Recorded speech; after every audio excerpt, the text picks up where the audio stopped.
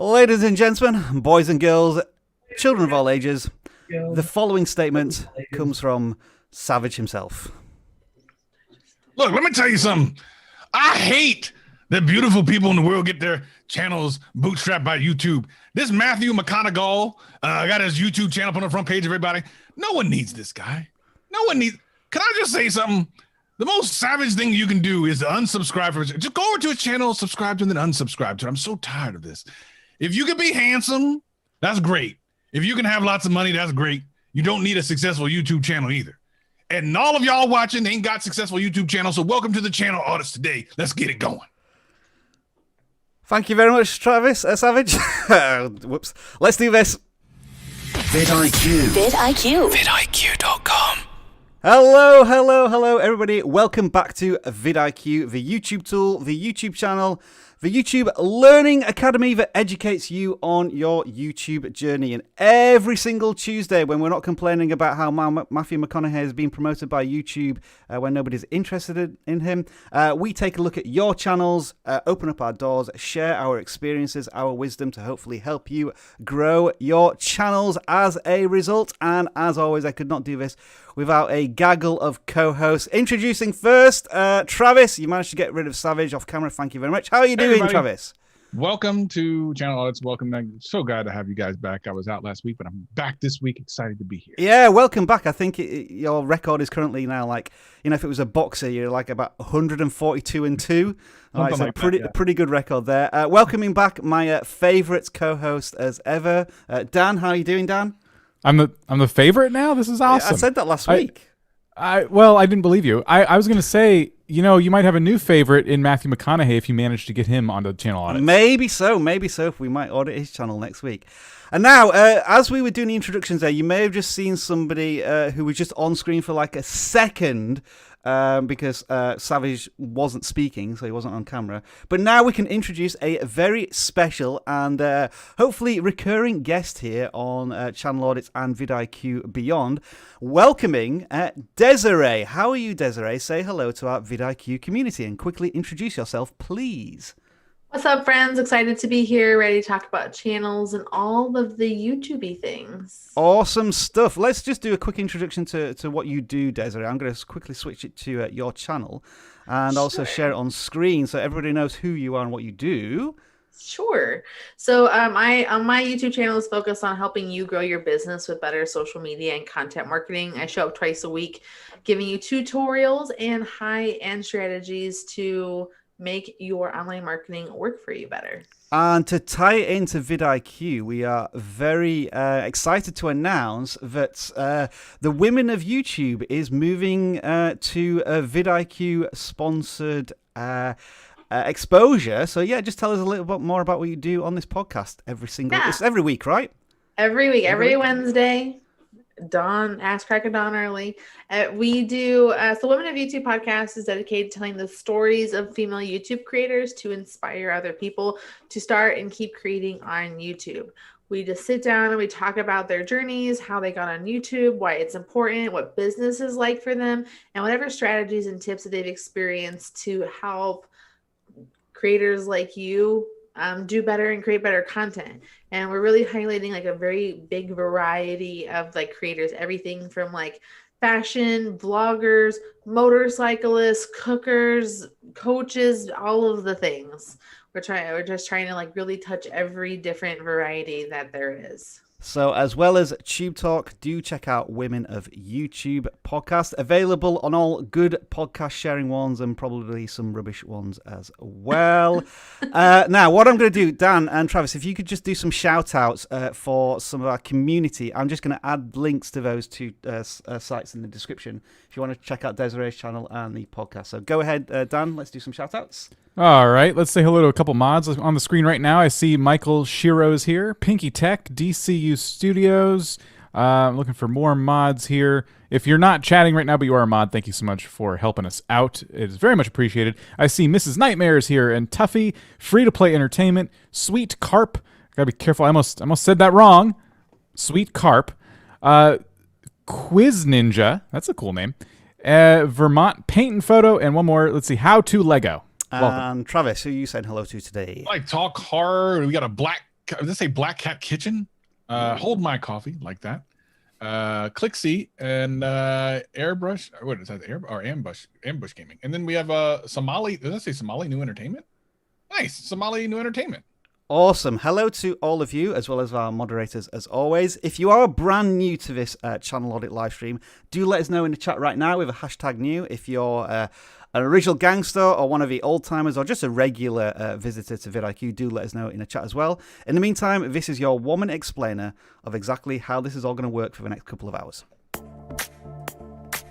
Welcome to the vidIQ channel audit livestream, where we review your YouTube channels. There are 2 links in the description, one for gaming channels, one for non-gaming channels. Make sure you submit every week as we clear the form after every livestream. Channel audits are 100% free, so please don't send us any super chats expecting to receive an audit. And don't waste your time asking for one in the chat. If there are any alternative ways to get picked for an audit, such as memes, we will let you know during the livestream. If we can't audit your channel today, vidIQ has a channel audit tool working 24/7 for you. If you haven't already installed vidIQ, download it now for free. A link is in the description, and make sure to take advantage of our free 30-day trial. If you submit your channel for audit, expect the following. We are sharing nothing more than our knowledge, our experience, and our passion as fellow YouTube creators. It's up to you whether or not you take our advice. There are tons of links to lots of useful resources in the video description. Make sure to subscribe if you haven't already done so. Share this live stream with another fellow creator who may find it useful. And finally, moderators, thank you for everything that you do every single week. All right, let's do this. Final bits of housekeeping before we jump into the channel audits. As always, we continue to support the COVID-19 Solidarity Response Fund with any of the super chats that you donate today, so thank you in advance for them. As always, we get around about 1,000 channel submissions every single week. Unfortunately, we cannot audit every single one of them, but many of the tips, tricks, advice, guidance, strategies that we suggest for channels can apply to you in the broader sense. So if we're looking at a finance channel, we're talking about thumbnails, that may apply in some aspects to your beauty channel and the thumbnails that you have there, just as an example. And if you are brand new and you are sort of new to vidIQ in general, don't forget that we are not just a channel audit service. We have a whole suite of downloadable tools to help you grow your channel. And if you download vidIQ, it's going to look a little bit like this on screen, whereby you can check your channel analytics anywhere on YouTube. That is my favorite tool. We also have a channel audit tool here, which is going to give you a breakdown of your channel in kind of like a single report card here. You can dive into this for 5 minutes a day or spend an entire hour working out what's working well for your channel and what isn't. And yes, so many more vidIQ tools. There's a link in the video description, along with a free 30-day access to all of our tools, which hopefully, yes, thank you, Dan H, who's working in the background today, has pinned that as a comment. With all of that being said, Travis, Dan, Desiree, can you see my screen? Yep. Then let's make sure that everybody else can see our screen, and they can. So the first channel we are auditing this week, that is the first channel that's submitted this week on our submission forms, is Pop Drop. And I'm going to throw this straight to Travis to see if you can decipher very quickly what this channel is generally about. All right, so as we talk a lot about on this channel, getting a name that kind of gives your value proposition up front is great. Pop Drop sounds to me, especially if I look at the banner, that it's something about maybe pop culture or something, which would be great. You know, your little TV up there, little pop drop thing, maybe some drops on pop. Or could be, as they call up here in the Pacific Northwest, could be soda. People dropping their soda, because that's what we call soda, pop. Anyway, it looks like here we do have some kind of popular stuff going on here. We have the Gina Carano thing. We have Supernatural. Some pretty longer videos this best season. The thumbnail style is not bad. I don't like all the text in front of, you know, a lot of as we've talked about a lot here. Having a lot of text isn't necessarily a good thing. You know, especially if you have something that's highly visual. I don't know if that's necessarily the case here all the time, but there's just a lot of text on these thumbnails, which I don't think is necessary most of the time. Yeah, Travis, let's say, I think you are right, but I think there's some examples where text is used well here. So let's maybe pick a bad example. Which thumbnail would you say is one where the text just doesn't work at all? Gina Carano. This one. So when the face of Gina Carano is just, yeah, I think, too much. So maybe that's just covering the person too much, or this one where there's a bit too much text. This one here where it's a bit unclear.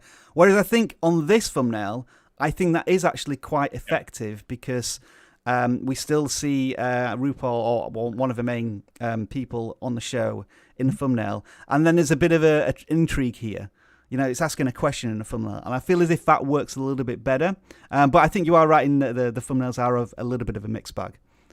Yeah, but in general, I like that. We're seeing the faces of the people that they're going to talk about. There's I don't know. I like the topic for the channel as well. I mean, it's something that you can kind of get behind. Popular topics and stuff. I guess the one thing about something like this is, if you'll see there's some spiky views here, like the Dell thing, which I'm not even sure what that is. It did really well. And then the first RuPaul, where they then tried to double down on it about 21 hours ago. But it's, when you're doing pop culture, generally speaking, you're going to be across a lot of different things, and you're going to have spiky views because some of the stuff is going to be more popular than others. You're going to draw in a certain type of viewership for some videos that won't necessarily be interested in your other videos. So what you might see with a channel like this, and if you look around, you might actually notice this, you'll get channels like this that have high subscriber counts but lower kind of view counts, because someone subscribed for maybe this series about RuPaul, and then maybe they never do another RuPaul video again, right? So I'm subscribed to this channel, and then I just never watch anything else. So you'll just want to watch out for that. If you can keep it a little bit tighter than just kind of everywhere, then I think your viewer to subscriber ratio will be pretty strong. So I can see there's reality television here, science fiction, drama.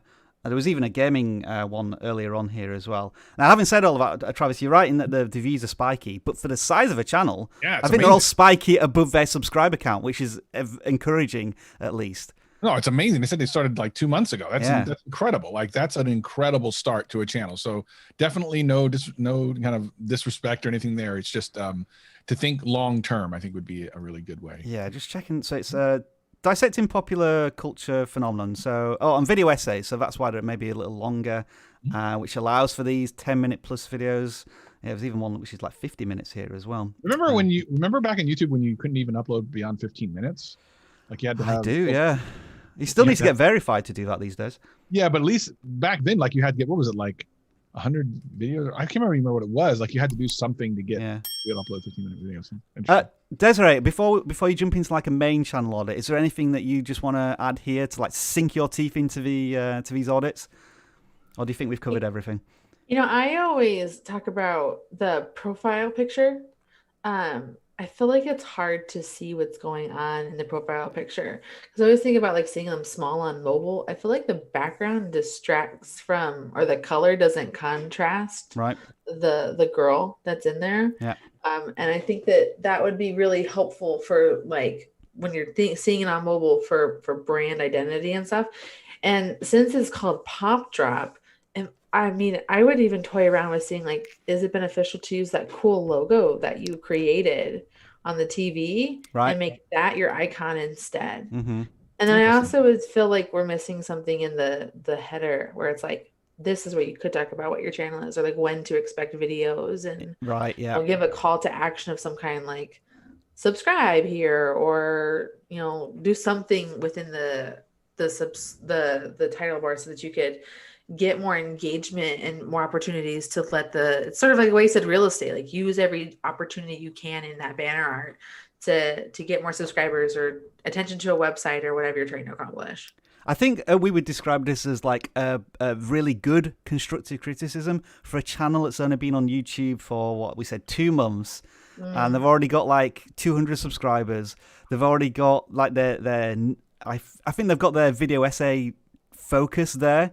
And now we're just suggesting, just add a bit more to the channel banner. Maybe tweak the channel avatar. Maybe use the text a bit more effectively in the thumbnail. So it's the foundations are there, Pop Drop. You're doing things well. We're just suggesting little bits here and there to hopefully improve the channel. So that is Pop Drop. Congratulations in advance on the 200 subscribers. You will probably hit, I would say, in the next week or so. The next channel we're going to audit is our first gaming channel of the week, and this is where we can bring Dan into play with Osiris Gaming. They have just cracked 100 subscribers.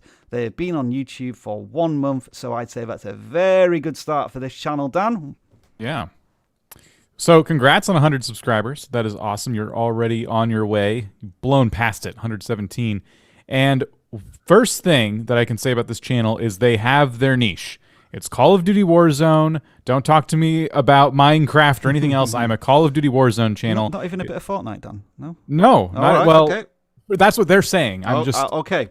This channel's Called speaking Warzone, directly to me. Yep. So this person is all in, which is great. So now, like the last channel, I would just recommend a handful of tweaks. I don't think the thumbnails are doing your content justice. You're kind of relying on text, and then you just have like a picture, just kind of a freeze frame of what I assume is just part of the video. Yeah. I know for videos like this, especially first-person shooters, there's that struggle, right? Of like, you're always holding a gun in those games. So it's like, how do you get a nice, clean picture of something? But try and pick out some channels that are also covering this and see how they're doing their thumbnails, and try to just work on this strategy. Because there's kind of a lot going on. In each one we have, not each one, but almost every one, we have COD Warzone at the top. We have something on the left side describing the video, almost repeating the title, which is unnecessary. And then at the very bottom, Warzone Victory, which almost gets lost down there, just it's tucked away at the bottom. I know you're trying to show that this is going to be an awesome video because actually I won the game, so you definitely want to watch.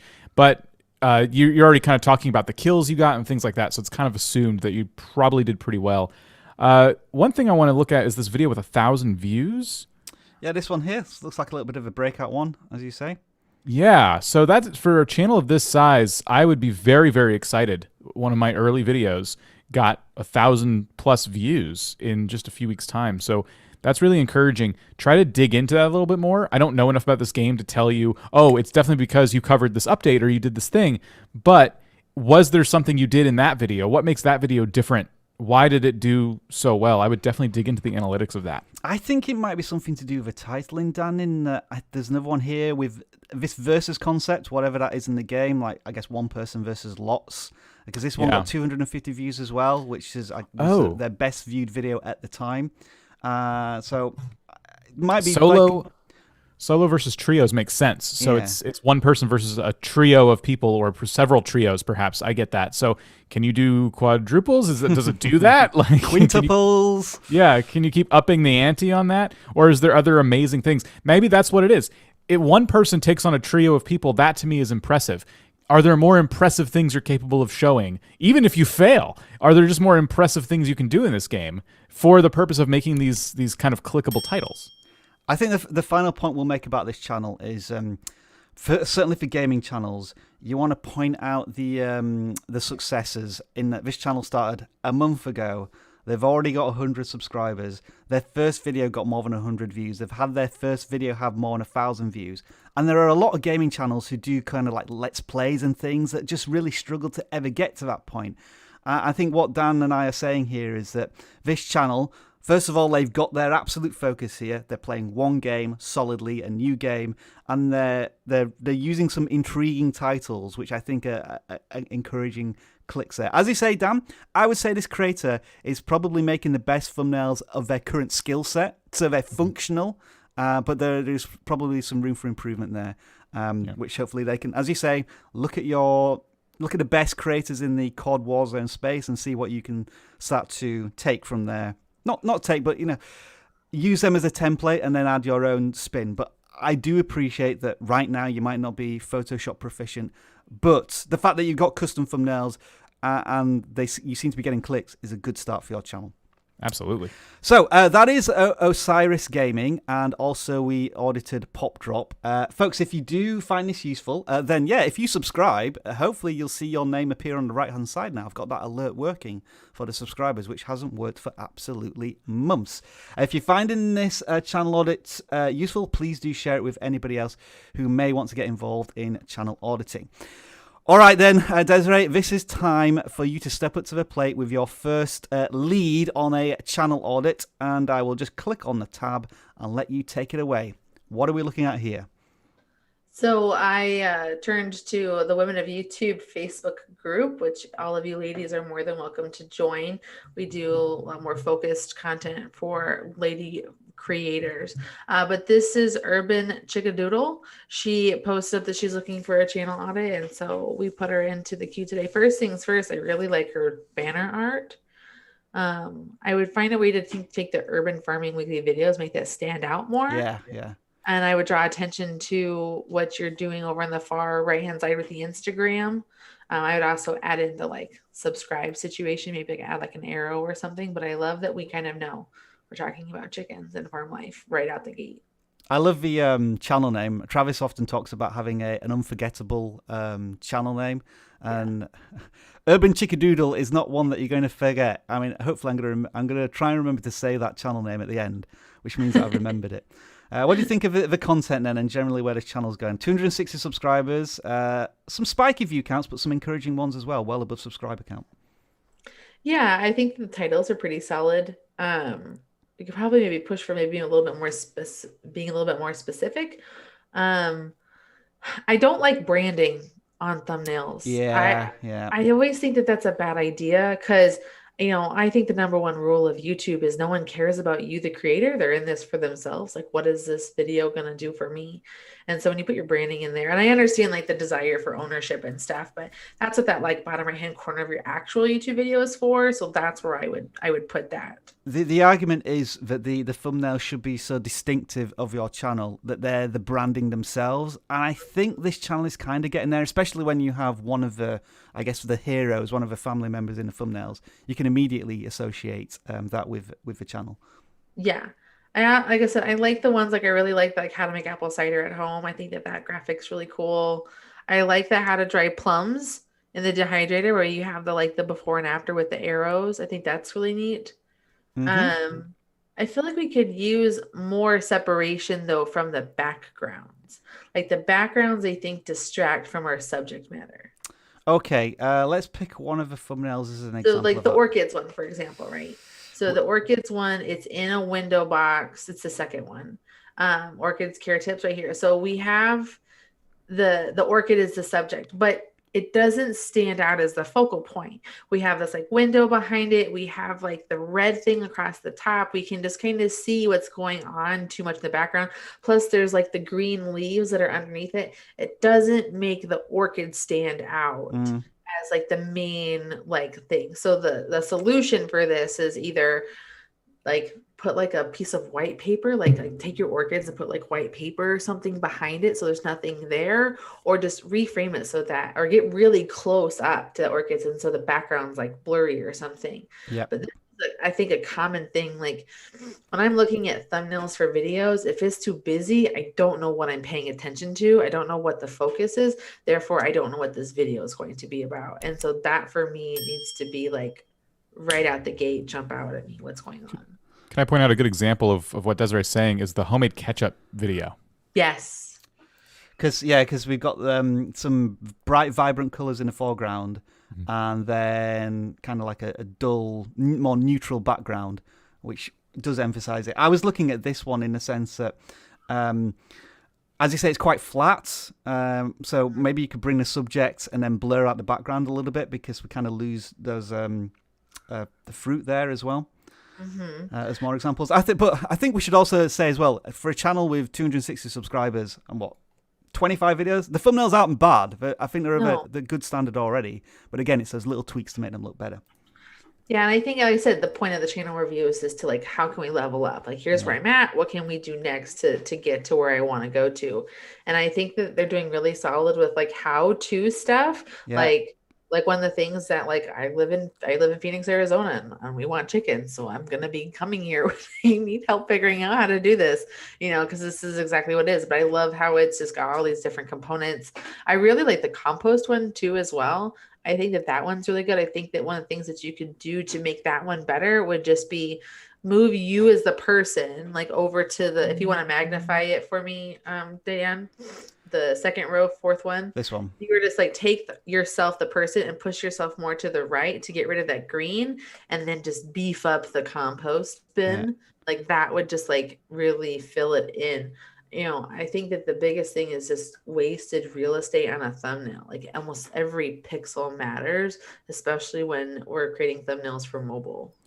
I think what I also like about the design of this channel in that there is a lot of what we might perceive as how to. So, that's the the discovery aspect of it on YouTube, especially for a smaller channel. But the thumbnails kind of entice me into the sense that, I might learn how to use a compost tumbler, but I might have a bit of fun doing it just because of how the thumbnails portray to me. So that's where you can have a little bit of, the functional how-to, but also I'm going to introduce you to our family and our story at the same time. I feel I kind of get that personal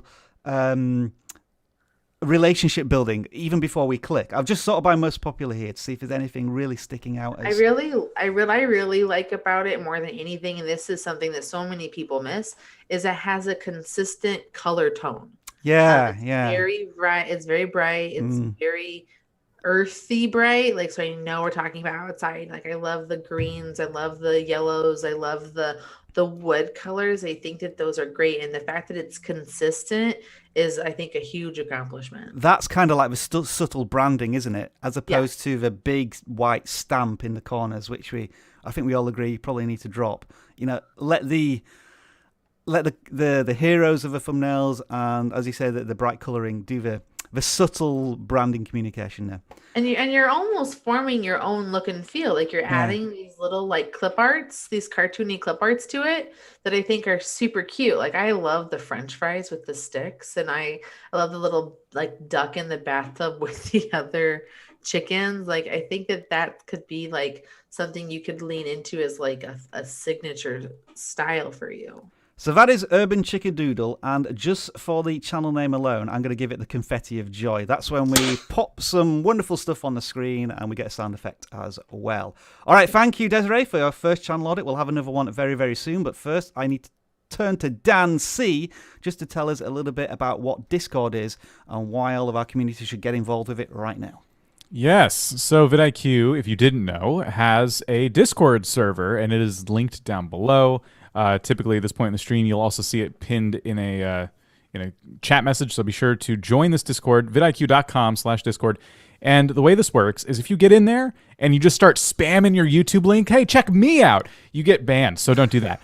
But what you can do is go in... Sorry, just thought you've heard, Dan. It just sounds like you described, join our Discord, but we'll ban you. That's all I heard then when you were saying that. Well, the reason I make that such a prominent point in this speech is that it happens every single week. And it's a shame because I hate to see so many new people come in and get kicked out immediately. Think about it this way. People are in there with their own YouTube channels, and they're not looking to subscribe to your YouTube channel, but they are looking to share their experience, share their ideas, and give one another advice. So one of the things you see on the screen right now is thumbnails. Somebody has posted their thumbnails. I'm thinking of using these. What do you guys think? And people are giving feedback. Which is better, eh? Which is better. Right, and we see this sort of thing happening in there constantly, not just with thumbnails, but with SEO. So, like, I'm thinking of this title, or I tried this titling strategy, it's really working for me. We also allow people to share their achievements and things like that. So when you get in there, you can introduce yourself in the Your Channel intro room, post your link there, tell us what you're all about. But from there, really dig into all the different benefits of being in this community full of creators from the same exact journey as you. And of course, we pick one of them. I don't know if you mentioned that. Sorry, Dan. I did not. We pick somebody from the Discord every single week who's been contributing of value, so that we can hopefully add some more value during this live stream. And this week's channel, I'm going to call them Noobs. I assume it's not Noobs. I'm trying to remove that O that's clearly not there. You do gaming and memes. You have over 1,000 subscribers. Congratulations to you. Yeah. When you put memes in the channel banner, we always think, oh, we're going to struggle to maybe offer some stuff here because we just don't get what's going on. But, I mean, the view counts are very... Hang on a minute. What? I remember that. Didn't we audit this channel? I think we might have done a thumbnail audit, and this person, maybe we audited them in Discord itself. We sometimes do that. All right, I remember that, and I remember Spider-Man glitches, but yeah. Maybe, we may have seen this one in the past, but, because I recognize that thumbnail as well, but we've done some thumbnail audits in Discord. Right, okay. I don't remember it having that many views, I will say that. No, certainly not. Yeah. So this channel is doing a lot of really interesting things. They're doing one thing that you've probably all heard me say by now is, oh my goodness, they're playing so many different games, like they should really niche down. But when I see views that are this promising across all these different genres they're covering, I get a little encouraged by that. Because, yes, that's the craziest Spider-Man glitch, and then that was a month ago, and we haven't seen a Spider-Man videos since, but that hasn't really stopped them, and they're still getting over 1,000 views in some cases well over their subscriber count, and in some cases not. Yeah, I've just spotted something here. Yeah, so I mean, if they'd done some more Spider-Man stuff, just because I'm sure I've audited this channel very recently, because I remember seeing all of this Miles Morales stuff and then saying how we could maybe, you've got the craziest glitch here, but what if you found like the top 5 glitches and then carried on that theme? Maybe you don't need to do that because, the channel is still bringing in views outside of it, but the Spider-Man glitches felt like a bit of a foundation for the channel. Sorry to interrupt you there, Dan. I just random. Oh, no, it's a good point. And even if they can't figure out any more Spider-Man glitches, or maybe the game's that solid, there just are none. You could move on to playing a game like Valheim, which is very popular right now. I'd say that 6 days ago, you're a little bit late to the hype, but people are certainly still playing it. And it looks like people have interest in you being the worst player. That's cool. But I would keep trying to go down this road in every game you try to find interesting things, not just glitches, but secrets, hidden things. They're always out there. You don't really have to discover them yourself. You can go and do some research, and then maybe you find a blog where people are talking about it, and you make the video version of that. But if you're going to be playing this many different games, that's the kind of strategy I think you should take up, because it looks like you're about to start. I know it's a 2-minute video, but it looks like you're about to start a Valheim Let's Play, whereas maybe there's some way you could cover the game differently, do a few videos of it, and then move on as you've been doing. All right, then. So that is Noobs there. I've decided I'm going to pronounce the channel as Noobs. It's seeming to fall Call into people my that are new to the live streams Noobs. Yeah. Hey, Travis. I know. Hopefully, you've sorted out your Amazon refund there. I do apologize that you've been out for 20 minutes there. So I'm going to bring you back into play with this channel, which is the... How do you pronounce that? Arbitrage Family. Okay. Wow. Yeah. So let's have a look at this channel. It's an interesting name for a channel. Coupon clearance and arbitrage. That's cool. I like the coupon clearance, and then I'd have to go ahead and Google arbitrage. I've heard the word before, but it doesn't. Obviously, it must have something to do with coupons and clearance, I would imagine, and saving. So yeah, I mean, that's cool. Wouldn't it be cool if that was actually their name? Yeah. Who knows? Okay, so my expectation based on that banner is that I'm going to be finding like a thrifting channel or something like that, I would assume. Mm-hmm. So far, the thumbnails are not giving me that indication. Now, if I read into them, digital coupon for diapers and stuff like that, I get it. But when you look at this particular niche, this is not generally what the thumbnails look like. So I talk a lot about thumbnail strategy per niche because they're not the same. You can't say, hey, do this for your thumbnails. It works for everything. It doesn't. Like the extreme cases are food and Bitcoin. They look completely different because the thumbnail style that works for food does not work for Bitcoin and vice versa. But this is the kind of what you'll see for like thrifting and stuff where people can, in hauls, where you'll actually see the products. Maybe you'll see them in store. You'll see like, this is that style. The style of this channel is nothing like this. So some people say, well, shouldn't my thumbnails look a little different to stand out? Yes and no. Because bad is also a way to stand out. Let's have a look at this in a little more detail then, because when I did thrift haul, most of these, I would say, I think there was one male creator, but yeah, so that's the male thrifter there. But most of these are female creators. And is this, let me just go back to the channel. It's pretty common, by the way. There we are. So it's a family then, I guess, that are doing this. But yeah, you are right. I think the problem I have with the text is that it's all the same color. And if you were going to try and emphasize something like saving a number of dollars or like X% off, you might want to, like, it's a little more effective here because there's some subtle changes in like the numbers and the clearance sale and so on. But the others feel a little too familiar. But as you say, Travis, as well, it is just text subject on right hand side, and we're not seeing any items or them standing out of outside shops. So I think some thumbnail testing might be in order there a little bit. Yeah, and the thing is, just remember that the vast majority of views on YouTube come from the home feed and up next. So if you're just doing the eye scan, which I think most people do on their homepage, no part of this says to me thrifting. Like if I'm just quickly scanning over it, no part of it looks like something else that I would just scan over. So I think that's the important thing, is to think about the viewer that is going to be watching this stuff. And I just, I think one of the reasons this came up is because my eyesight's kind of bad, and for as far away as I am from the monitor, I can't really read the text. So it actually works best for me to look at this and go, that's just not what I think that is. Now, yeah. what I have noticed again, this is another channel where the channel size is 300 subscribers, but the view counts again are very healthy, like all in hundreds. And I always say, whenever I see channels like that, they go, "That's awesome. I wonder how much better it would be if they would get some of these things on." Like how I think they're succeeding in spite of themselves, not because of themselves. So titles, I'm just looking at. Yeah, go ahead, Desiree. I think the thing that's missing is I don't have the reward of what they're getting.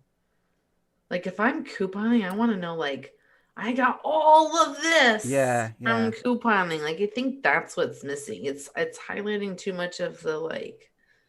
I don't know, you can even see repeat images, like the girl with the light bulb with the bow and the lipstick. Like I said, there should be this like if I'm talking about like a Walgreens digital deal, like I want to see what I'm getting the digital deal on. Something I've just noticed, by the way, as we look at a lot of these thumbnails, is I think a lot of them are shorts, or they're under a minute, but it's not giving me the.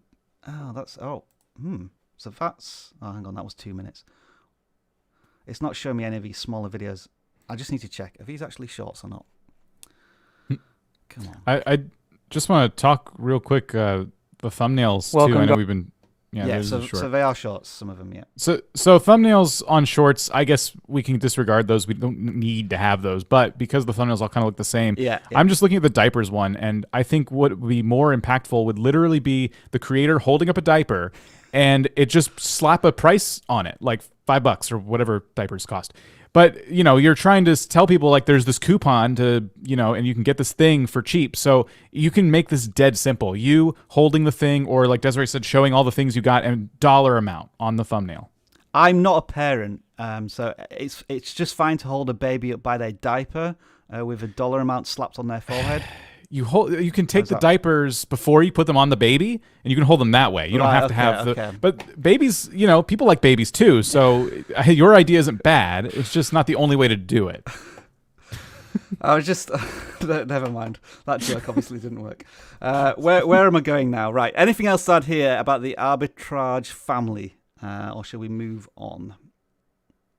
Desiree, you're muted. Oh, Desiree's muted. Is Desiree trying to say something? Sorry, she's muted? I was muted. I think what they really need to do is say what they do on their banner art. The fact that there it is. I couldn't see it before. Never mind. Ignore me. Let's just see if there's anything else in the about section. It kind of clears what they were doing. Yeah, but at the same time, like just a plain fencing background, maybe you could have some images of coupons or percentages or, like the best deals. That might, because just looking at the channel banner and the channel icon, you do have to do a bit of interpretation, coupon clearances, but of what is it like of a certain type of item, certain type of shopping, and so on. So I think there is more communication that could be done in the channel banner. Let's move on to the next one. I think we have another Desiree special here. This is Violet Rainwater, the sales strategist. Congratulations on 150 subscribers. What are we looking at here, Desiree? So, again, that comes from Women of YouTube group. I think that what I like about what she's doing is that we know exactly what she's about from her title, what she's doing. I would do arrows to what I'm getting by subscribing if I'm going to her website or whatever. I like the thumbnail. I can see her really well, the contrast of the background. I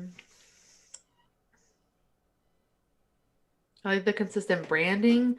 I feel like we're losing you a little bit though, Violet, in your thumbnails with the black because your hair is black. I feel like you're getting a little lost there. Yeah. Maybe you could do like an outline or do the purple on the back with the white and then the black text. I would also describe these thumbnails sometimes a little bit as the beginning of PowerPoint presentations. Mm-hmm. They're a bit bland. And sometimes instead of pointing to text, can you point to something visually that helps you? For example, sales strategy for beginners. Is there a better way to visually display that, whether it be like somebody closing a successful deal in some way, or, like a handshake? Something a little bit more exciting, I think, in all of these, because it is generally person text, and that's it. And just again, in the sales strategy space, there's probably better examples out there. Yeah, I also don't like the putting the title into the thumbnail either. Yeah. So like, it's for sales strategy for beginners. Like, if that's the title of the video, I would want to have something where it's like 6 figures in 6 months as a beginner or something like that, or 6-figure beginner or something like just to like entice me to come in and see what's happening in this video to draw in. I feel like we need to figure out something better for the photos of you, because I can tell that they're like a screenshot from like a web camera or like however you're recording it. And so we're not getting the richness and the detail. General advice usually for this, if the person does look a little bit washed out, or the face doesn't look like in detail, as you say, taking screenshots beforehand, like getting a portfolio of YouTube faces, poses, and whatnot. And I'll always recommend a ring light if you've not used or heard of one of them before. A lot of makeup and tutorial creators, even myself, I use a ring light. It just blasts so much consistent light on the face. You sometimes have to change the angle a little bit so you don't have ring eyes, but that can really help, especially on thumbnails. All of the thumbnails on the vidIQ channel, when it's a picture of me, I'm using a ring light just to evenly light my face. And as you say, in some of these, the lighting is a little bit inconsistent or washed out, or it's a freeze frame, so it's a little blurry as well. Yeah. So let's have a look at just quickly then, like the strategy. So what are they talking about generally here? So I think with the upload, I think because the most popular, I do know that she's recently restructured how her channel operates, where she is focusing on like the sales system. I know that she also had taken a brief break, just like she said, like a COVID break, and has come back with a more thought out strategy. But I do know that her goal is to help people like get more sales for their businesses. And that's what she's been a pro at for years. And so I think that's where she's at. I think that so we can see that she's really leaning into, especially in her latest videos. I can see more listicles coming in here, which is good, like three ways sales work, 3 easy phone sales tips. I think you need a better title for your live streams because, first of all, live streams, the value of them after the live stream is always debatable, but diving deep with the experts tells a potential viewer after the live stream nothing about what they're going to learn. And the text in the thumbnail is impossible to read as well. So always try and think about whatever video you make, the initial pitch. I guess it's like getting you've got to sell the thumbnail and the title, and you've got to like close the deal in 1 second. So kind of, try and think of your sales strategy for the titles and the thumbnails as well. So that is Violet Rainwater, the sales strategist there. And we're going to go, this is such a juxtaposition of a channel. We're going from a sales strategist to a person who's literally, from their channel name, messing about with models. But of course, there is an audience for everything on YouTube. So let's take a look at Dan, was this one that you picked, I seem to remember? Yeah. All right, and what have we got here, Dan? Yeah, so model train channel, which stuff like this is always very interesting because whenever you can get into a hobby and then bring that hobby to YouTube, that's just really cool. I have a couple people in my life who have a bunch of hobbies similar to this, and I'm like, you should really make YouTube videos about it. And the whole video aspect is just so foreign to them that they won't even like go there. So just the fact this channel's here is very commendable. 463 subscribers.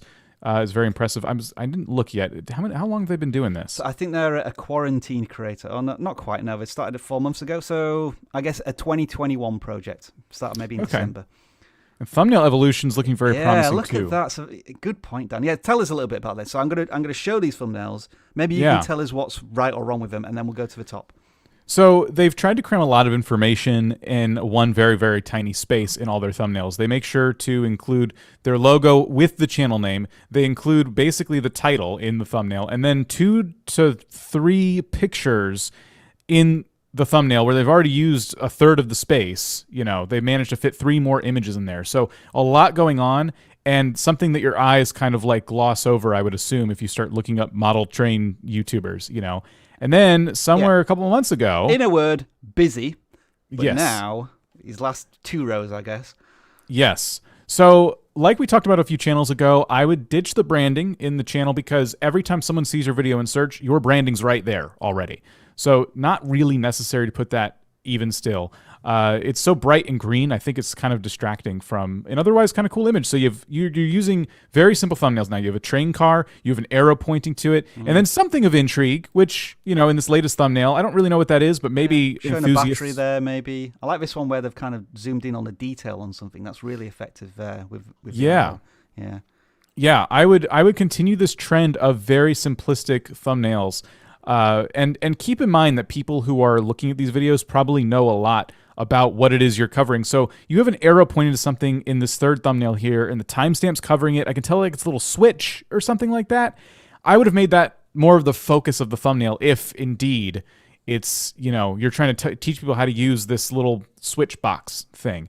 Instead, it's tucked away in the corner, almost invisible. And then there's some train stuff going on in the background. So I would have blurred the train stuff. I would have taken that, made it nice and big. And yeah, I would continue using minimal text as you are. So a lot of promising stuff with thumbnails. And these are all titling strategies for smaller creators. You know, how to build this. Can you do this? It's all educational stuff. I like the fact that even the creators having the confidence now to show themselves in some of the thumbnails, which maybe they weren't before. Travis, I know you always like to chime in a little bit with model channels. Anything we've missed or you'd like to add here? Yeah, I was looking at it, and this seems like a pretty cool channel. It seems fun, which I think is really important.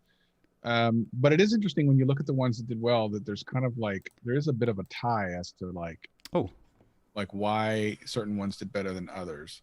So there's this in a box thing that he's done on more than one occasion that seems to work really well. Mm-hmm. I like this little. He has like a budget thing, like I think like Budget Thursday or something like that, which is kind of cool.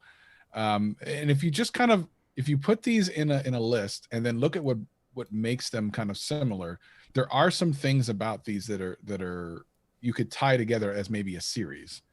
And you know, the easy upgrades, you know, I've talked at length about faster, cheaper, easier, save time, save money is always going to win on YouTube. Like it just always does, right? So easy 5, and of course listicles are always good too. So 5 easy upgrades, like those are things people are going to be looking for. They want easy, they want cheap, they want free if you can get it to them. And then the how-to could supplement that. But I think that I think this is a cool looking channel. I would definitely love to see more close-ups of some of the models. You know, there's no problem when he's like holding the train, so that's fine. But I think sometimes it'd be even cooler to have like a real close-up, to make it so close up that it looks like a real train. So that you have to do like a double take. It might be kind of fun as well. What should I look for? Train models. Very simple search, but hopefully we'll get some very sexy shots. You mean something like that? See what I'm saying? Like right there. Yeah. That looks like an actual train. You know? Yeah. Boom. Oh, so literally what I'm talking about. Broken. Yeah. But now that's cool right there. Look The at miniature. that one. Oh. Yeah. Look at that. I mean, it still looks real. Like, you know what I mean? Like those look like real things. It's just fun. Let's give credit to the creator there who, as Dan said, they've already switched from uber busy, not a mess, but a lot going on, to like more focus in the thumbnails as well. I think what we've seen so far in this first hour is actually like a theme of channels that know their focus. We haven't seen any channels that are going from one place to another. So this is where I just want to really encourage people once again to start using this analytic, which YouTube recently released, which is your audience loyalty, which I think is now more important than subscribers. So I'm just showing you where it is. You go to your YouTube studio, click audience, and then it's this return viewers one. And you're trying to track this purple line. I think, as I understand this more and more, the closer the purple line is to the blue line, the more loyal your audience is, which is what you want, because YouTube is always going to find new viewers for your content if you create content.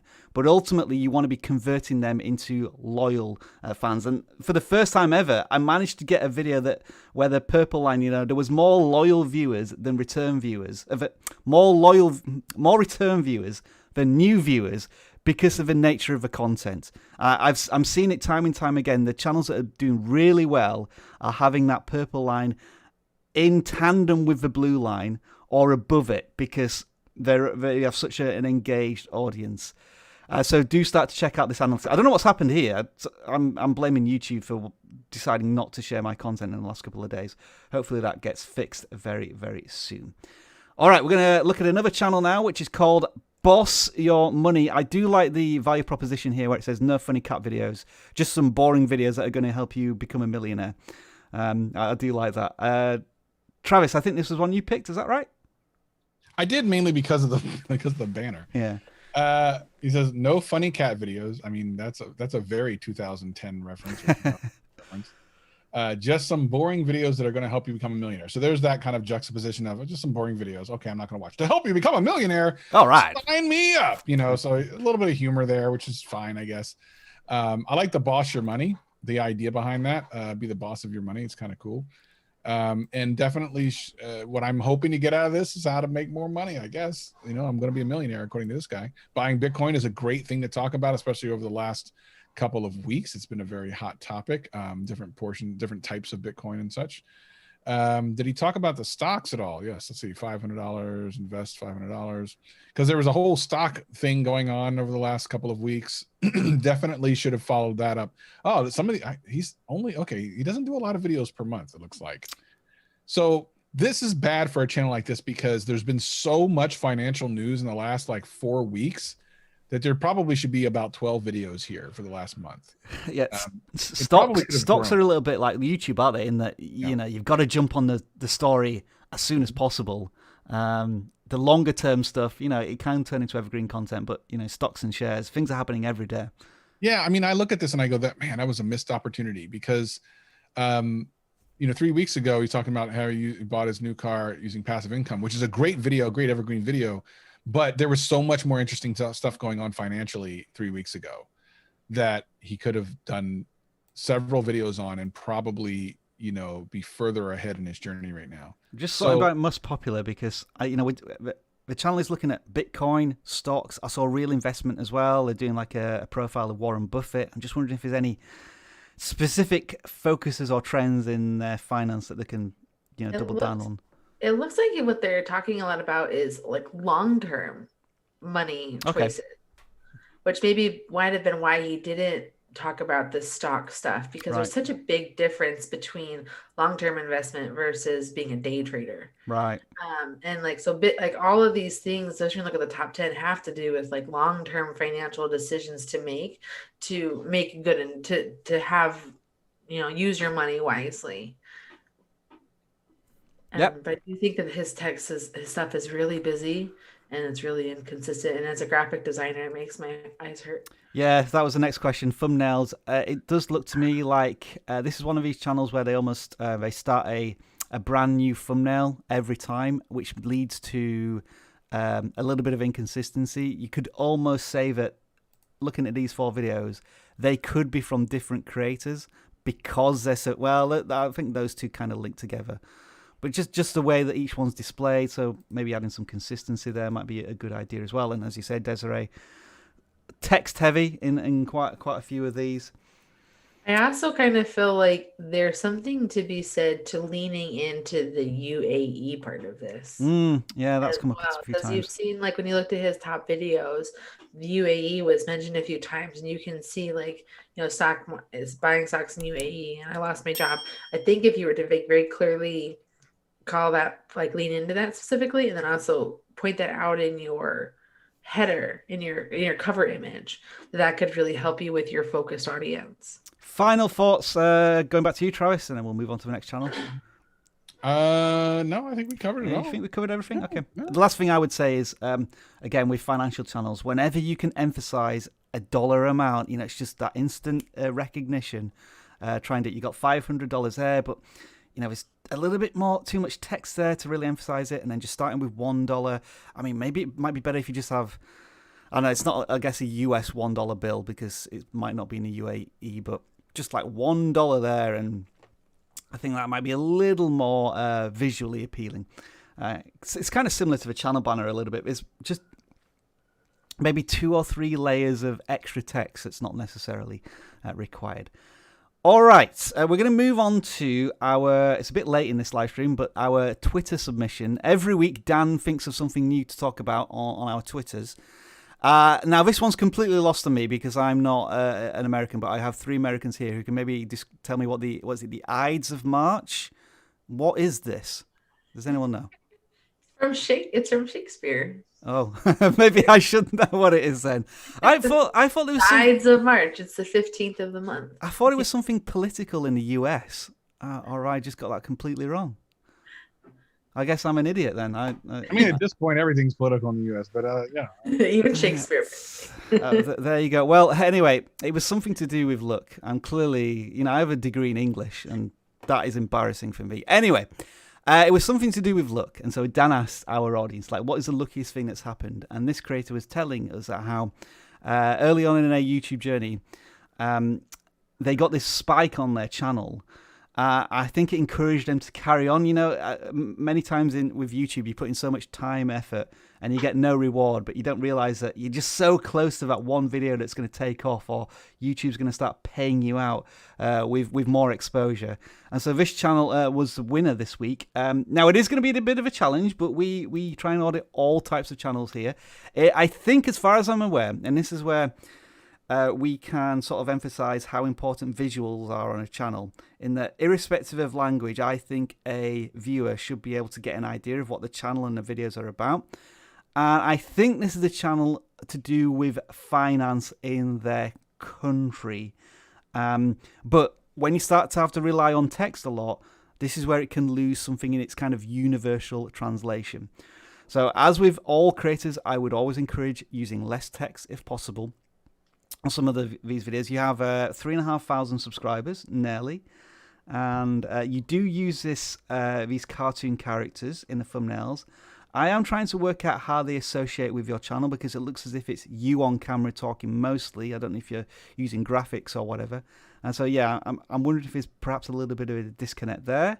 Anyone else would like to try and add anything? I know it's a challenge, but we kind of like trying to do this on the channel audits. Similar to the channel we saw just a little bit ago, I'm noticing the thumbnails just feel so different from one another, other than the ones with the characters. I mean, these top ones here all look like they're from different channels to me. Right. Yeah, it's kind of a professional look, and then we got the cartoons here, and then like the blackboard educational. I see where you're coming from there, Dan. Yeah. I'd also be curious to see their top performing videos. Yeah, let's have a look, see if there's anything tying the channel there. I think the most popular one was presumably something to do with tax. So it looks like when you jump on trending events, in the financial calendar, those do well. So make sure that you make that content, but also consider double down content. Let's say from this 15,000 view video, you had 20 comments. And there's like 5 questions within those comments. Can you turn that into a frequently asked questions, or do an entire video on it? Like, I know I just did a video about YouTube's new tax rules, and there are a couple of questions that have come out from that. So I may do a follow-up just to clarify what people are a little bit unsure of. Anything else we can spot here collectively? It's hard to talk about titling strategy and things like that in these scenarios. But the other thing I'll say about the thumbnails is just very reliant on text, even when they do look kind of similar to one another. I think most of these titles are posing questions, which is good. It's always a good sign of, like, especially in the finance or tax or accountancy world. If I do this, does this happen? So I'm encouraged to see that. So let's just go back to the newest. And is there any particular patterns here? What I'm seeing down here as well are almost like episode numbers. We talk about that a lot in gaming channels. Again, we don't know the content here, but just imagine if somebody is trying to... It looks as if it's all based on one topic, but I think you're releasing maybe one a week, but you do have to appreciate that maybe the viewers subscribe for this, and then they have to wait for 3 more notifications or videos before they get the next answers to something. And each of these videos are quite long as well, like 25 minutes each. I almost wonder if it's a podcast that they're uploading to YouTube because it's just with the people sitting there. I wouldn't say that's a podcast. Probably not that. Yeah. Looks like almost like some an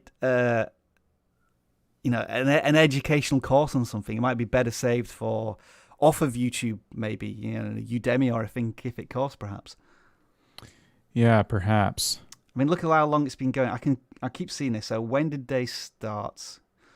I think that might be the first one that was started a month ago, and there's 6 episodes, I think, but interspersed with lots of other video content. So again, that's where you can probably look at your return viewers. Are people actually coming back to watch this content or not? It does look as if it's actually some of the more popular content on the channel, though. Those are streams, I think. Right, yeah. Oh, that's true as well. So we do apologize, Godin Financiero, if we haven't provided all the auditing advice you would hope. It's always a challenge with foreign language channels, but I think what we're focusing on here are the thumbnails definitely need to be tweaked a little bit. And when you have trending financial topics, that you can cover them in great detail because you've had previous success there. Now, what we usually do at this point is we do something called #channel audits. I forgot to do this last week, which is why there wasn't a memes of the week, but I'm trying to remember this week. So what's going to happen here, Desiree, just to introduce you to what this is, but I'm not going to embarrass you by you having to do it this week. One of us has to just stare in front of a camera with a pose, and then people on Twitter will make comical images of one of us. So this week, since I've been complaining that subscribers are dead and not important anymore on YouTube, you can take a screenshot of this in the next 5 seconds, turn it into a meme/tweet, and we'll pick some of those channels in the next hour. So here you go, folks. Start taking your screenshots now.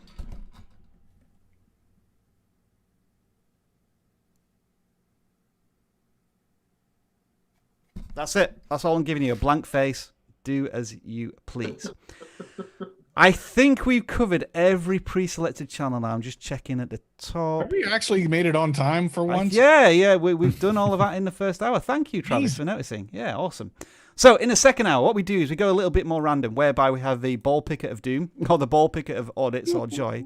We have the forms here, which you've already submitted, as always. 400 submissions for non-gaming channels. Green. Thanks, Don. 471 submissions. Some things never change. Some things never change. We have 471 channel submissions, so I need to adjust the ball picker to make sure that we cover all of these channels. And it works a little bit like this. We haven't done a gaming channel for a little while, so let's pick one of them first. The number comes out as 184. We go into our form. We type that number in here. And hopefully I can copy and paste this channel. And Dan and I will kick off the random channel audit hour. And we are looking down at Chris Kelly Plays, the old gamer. All right. Okay. So I see a bunch of different games here. Let's play Resident Evil, Hitman 3. What else do we have? Control. I've just recently played through that. Okay. Spider-Man Miles Morales. All right. So, okay. Yeah. So Dan, let's just take a deep breath. And I want you to go into your 1-minute summary of the concept of Let's Play for new or small gaming channels.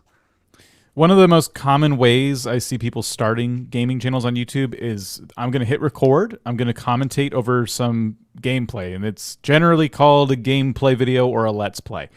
And the common trap I see people fall into with this content is titling structures that are not conducive to search in any way. Sometimes very long videos. These are live streams, so these few here that are very, very long, so that's okay.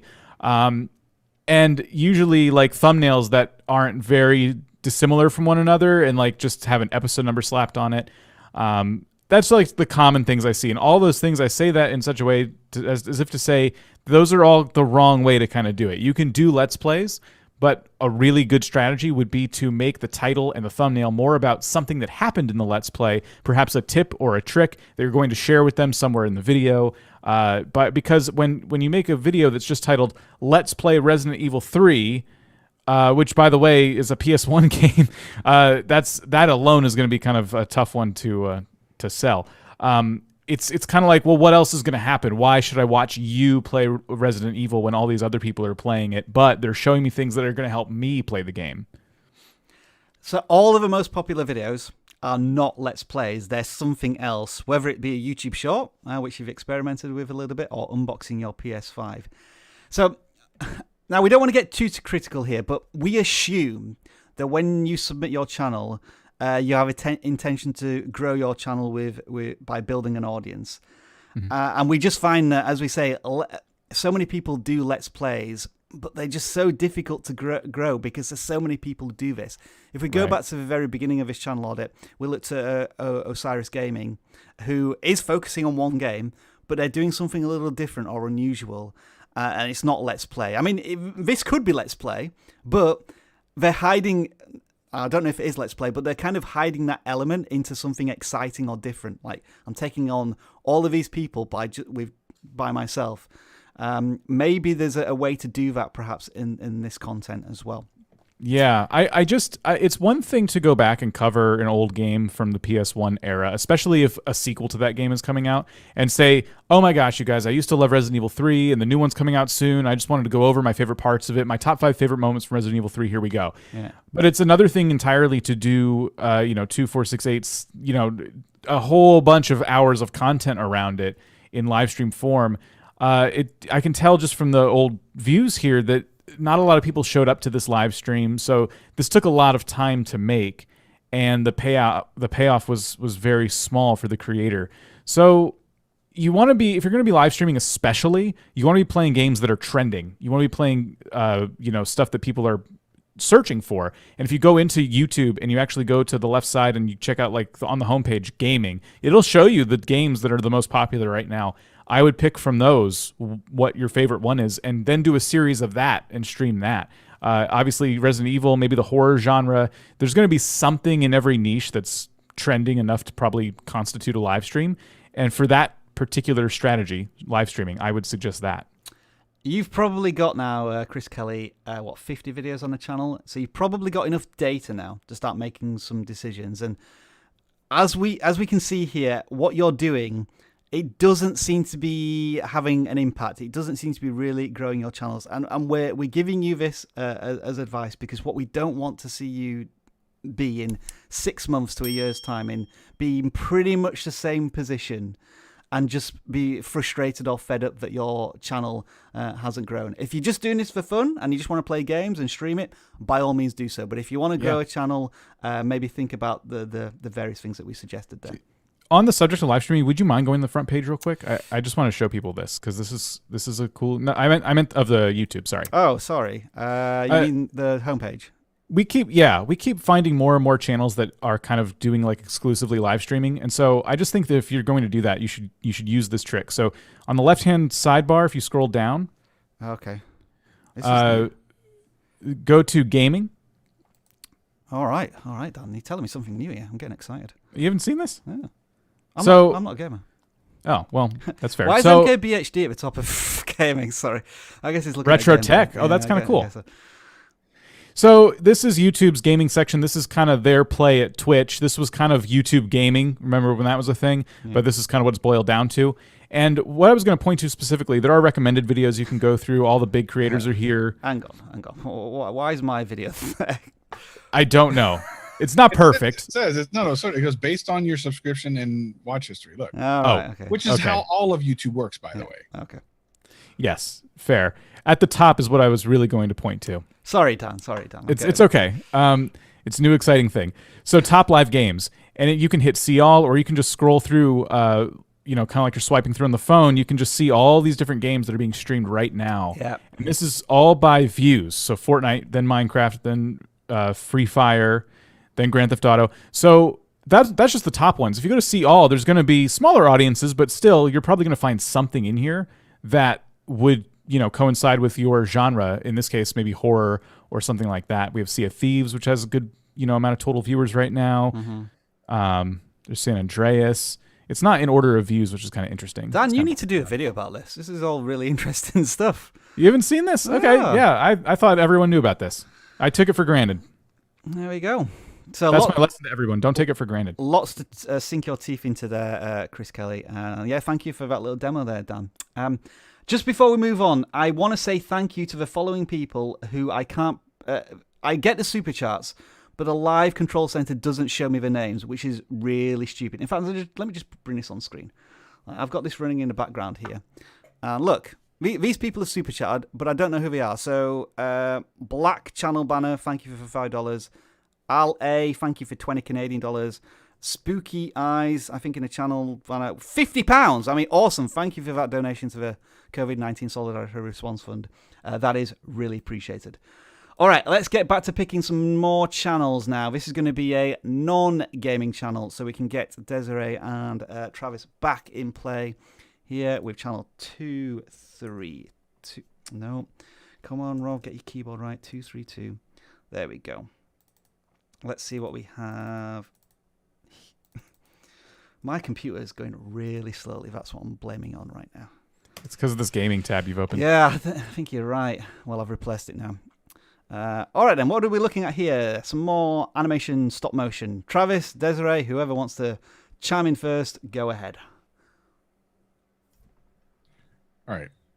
Animation, stop motion. So I always worry about these channels that, like, at some point they try it, it's too hard, they don't get views, and they stop. So are they still doing animation stop? Okay, they've done a lot in just on the last 2 days. Mm-hmm. And then this week alone, they've done like 2 or 3. That's really interesting. So I guess their stuff is a little bit... Okay, so these are all shorts. It looks like the vast majority of them are shorts, huh? Let's see. Are they actually shorts? So they're short videos, but not all of them are shorts themselves. Well, that's the first thing you need to do. Well, that's an interesting thing, because there's a lot of channels right now which all end in ihify of some kind, like bruhify, Nannyfy. I think Mega Nanny is another one, or I might have pronounced the channel name wrong, who's doing very short but landscape Minecraft videos, and they're getting tons of views. So it feels as if shorts, or the idea of short format, is spreading, whether it's landscape or vertical. It'd be interesting to see if that continues to be the case. YouTube continues to give us conflicting information all the time. So, Indeed. I mean, we just know that the chances of you doing well in a short versus just a regular short video, at least in the moment, your chances are much better with shorts. Having said that, do whatever makes sense for the content. Make sure it makes the most sense for the content. If that's what it is, that, you know, a short but not shorts related video works, then fair enough. Especially since the ratio, the aspect ratio, has to be a specific type for shorts. Mm-hmm. Having said that, looks like they did try a little bit of stuff, Among Us stuff, a couple of weeks ago. Dream. So there's something that's kind of playing on, I'm assuming, the Minecraft player Dream, a little bit of Luke Skywalker. So trying some different things. But I guess my question would be, like, what ties all this together? Is it one particular character, or is it always something different? If I subscribe, what am I going to get? It's all the same stuff we normally talk about. Like, what are the things that, if I'm going to spend my time to subscribe here and really kind of say, okay, I'm going to give you a shot, what are my expectations and will they be met? Pretty small sample size, but when there's kind of referencing popular culture or creators, like here, Tommy and Dream Prison Arc, Luke Skywalker, different filters, even this DS one, I think the views are slightly higher. I was going to start criticize you in the sense of why you were uploading stuff which is just called like unfinished animations, but you did one here which had, you know, a nice number of views for the channel size.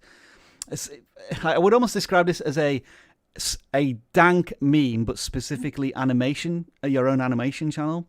But yeah, I mean, as you say, Travis's creator is certainly committed, creating a lot of content, a lot of animation content, which is challenging to do almost every day. So that's encouraging to see.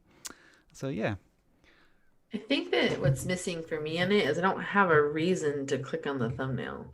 Like, I don't know what it's about. I don't know what context is. I feel like there's like a text or something. Like, they're obviously getting better. I really like as they've gone into color, but they just seem to be, I don't know. Like, I actually have an animation background. Like, that's actually what I went to college for. And so I like the style. I like that it's a consistent style, but I don't have a reason to watch this short. Like there's just not this extra piece into it for me to like go in like, okay, what's this? What am I getting myself into? This is a strange and emerging niche in YouTube of these kind of ones. I don't know if Bruhify is exactly the same, but I just remember their name. Oh, I've spelled it wrong. I thought it was called that. Let me see. This channel, who does these very quick, simple animations, and is getting like hundreds of thousands of views. Like just on a smiley face, he's going to get 100,000 views. Image of a slingshot. I feel as if the channel we're looking at, is kind of associated with this one a little bit, and like even the title's Gun, Justin Y, Hole. It's a weird area of YouTube which I'm still trying to get my head around.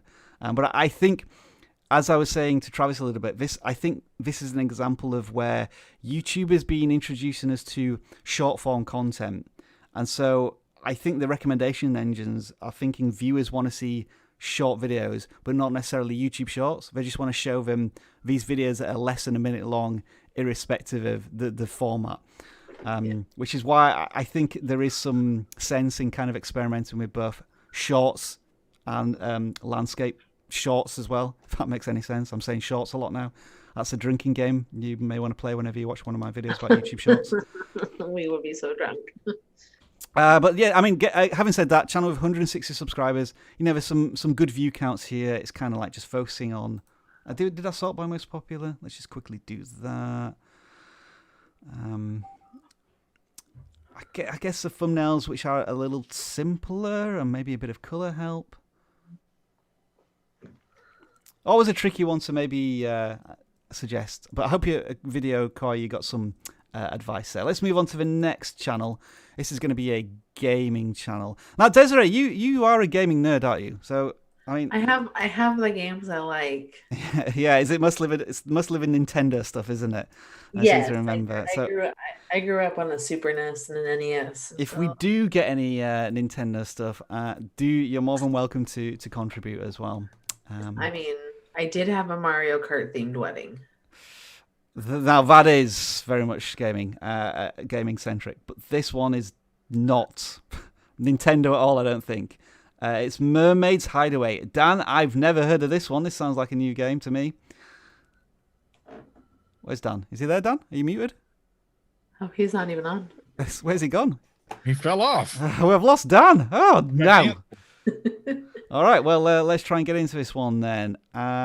So, based in the Man YouTube gaming channel, and you are playing. What game is this? Hunter's Kill. What's the wall of thumbnails there? Yeah, so I mean, Hideaway, the three. So it looks like you're starting with like what the game is, and then like what happens.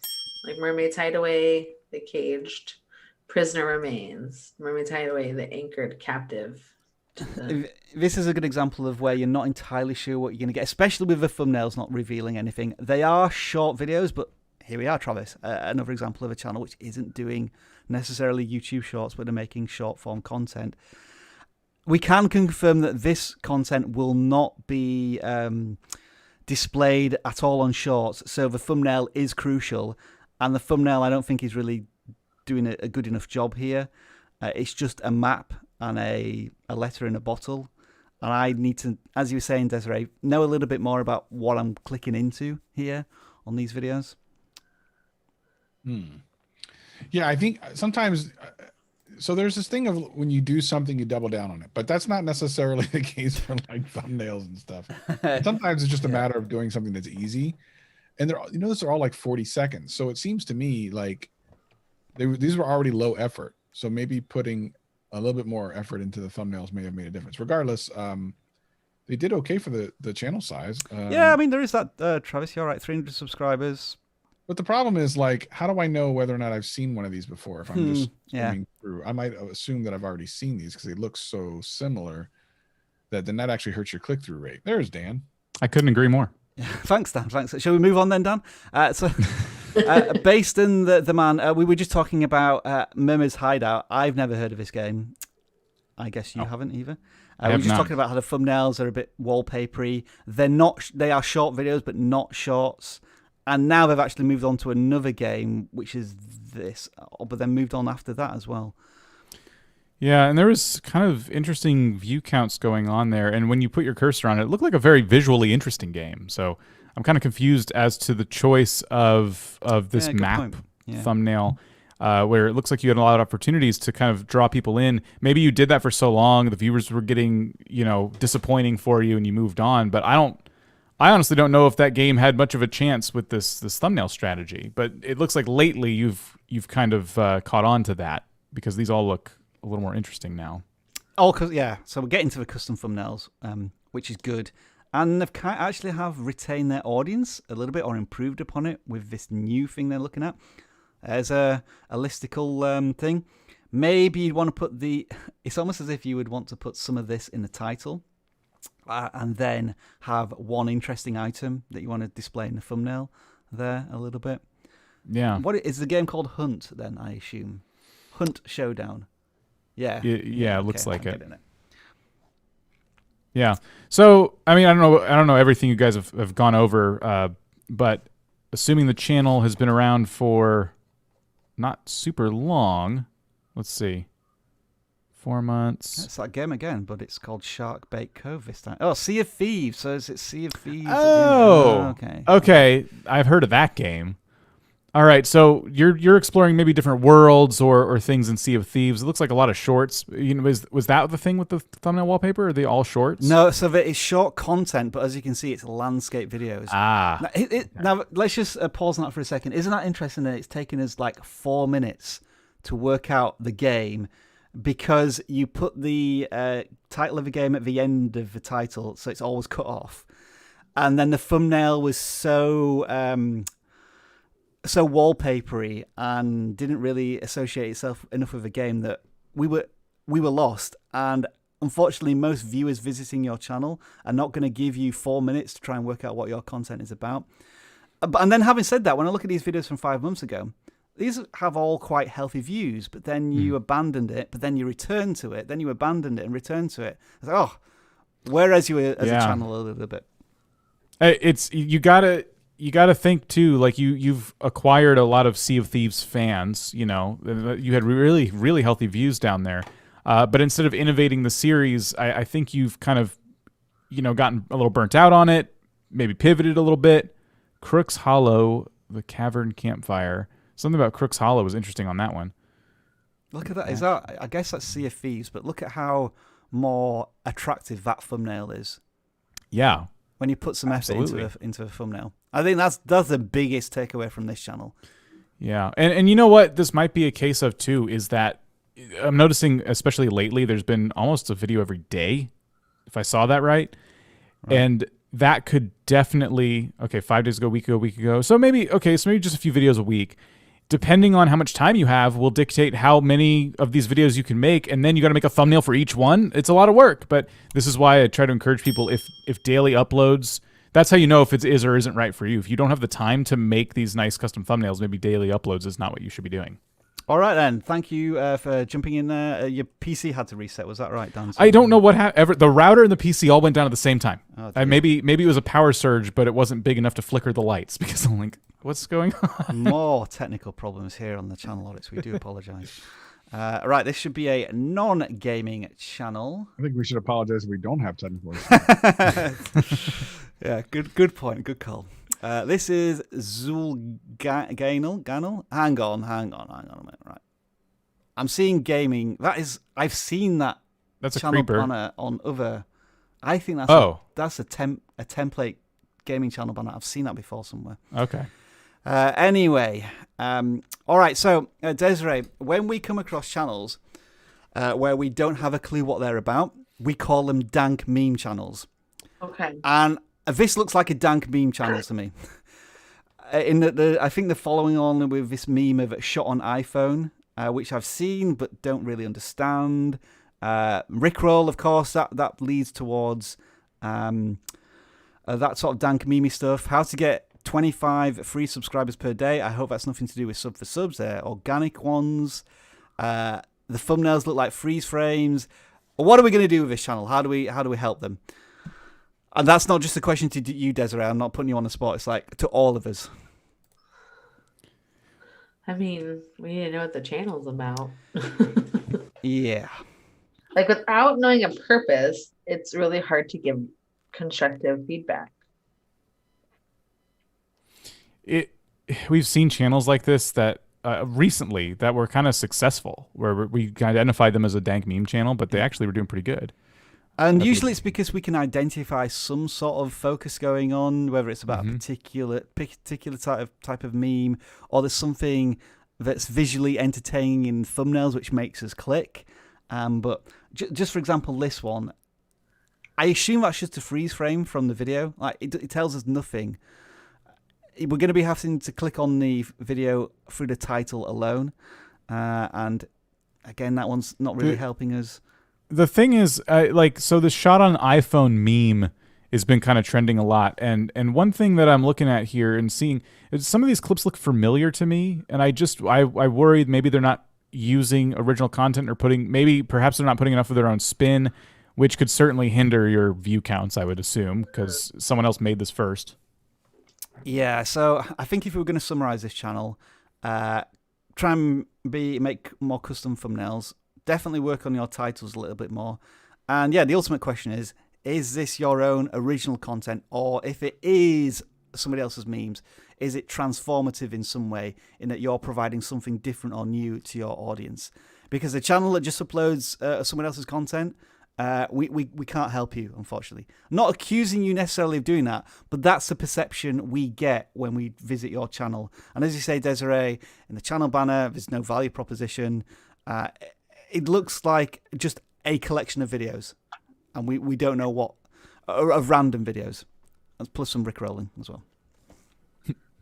I think it's time to risk going into the channel audits. So let's do this. So hopefully what's happened now, Desiree, is that some people have used our hashtag channel audits. They've made some images and they're safe for the live stream. And they look something like this. And this is where we have to pick some of these to audit their channels. For example, that is a fantastic one. I love that. That is a very nice one there. Let's see what else we've got. Yeah, please, people. I think I like that one as well. There's some good efforts this week. Oh, somebody's liquefied me with a confetti of joy. I like that one. Oh, yeah. That's actually been taken from one of my videos. That is my screenshot from one of my videos. Well played there. Well played. Somebody's just, what, is that it? Oh, there we go.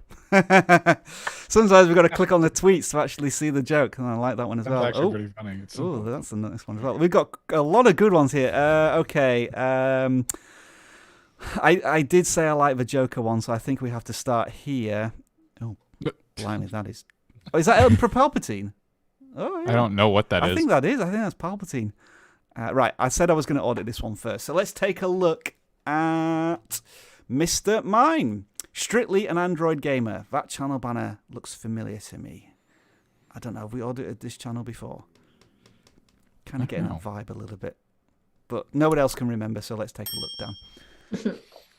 Some among the stuff going on here, there's a bit of lack of posting consistency, or you haven't posted that many videos, or you're doing like 2 or 3 a month. I'd say for a gaming channel, we want to see a little bit more. Yeah. Yeah, it's kind of like a lot of bouncing around. There's like a Robert Downey Jr. Is that Robert Downey Jr.? There's like a video with him there.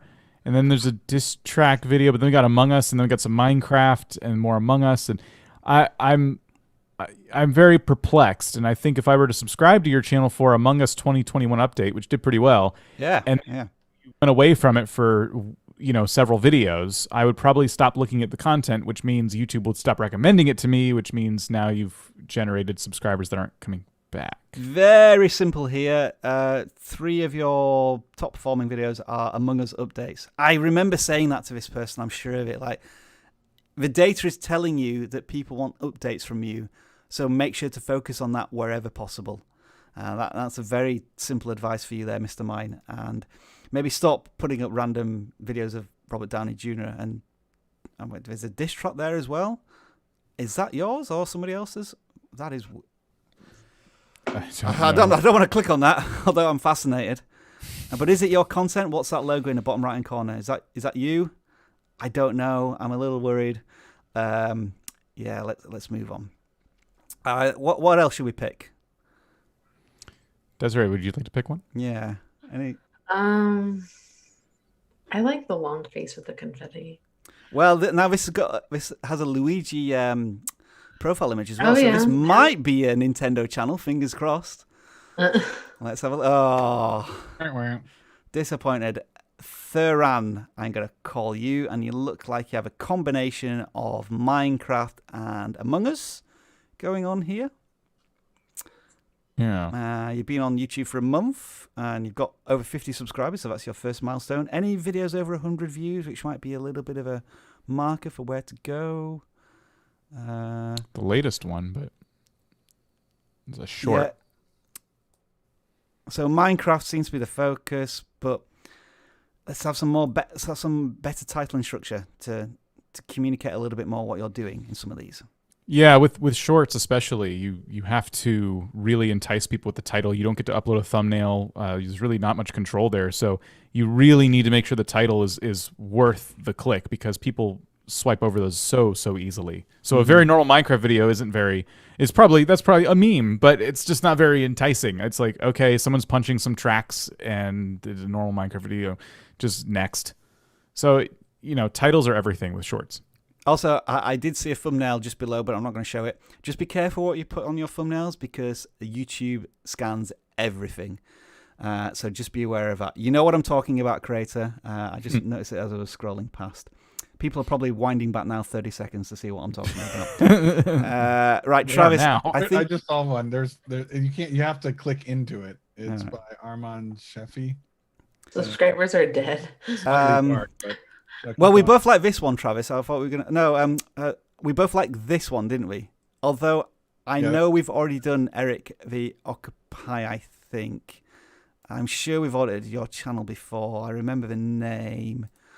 Let's just quickly look. Okay, I can't remember auditing this channel actually.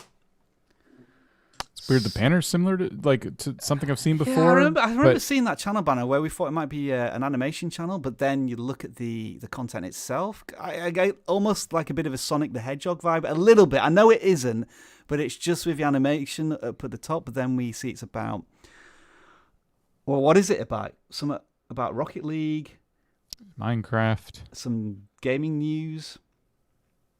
Which, again, maybe just a bit of a lack of focus and consistency.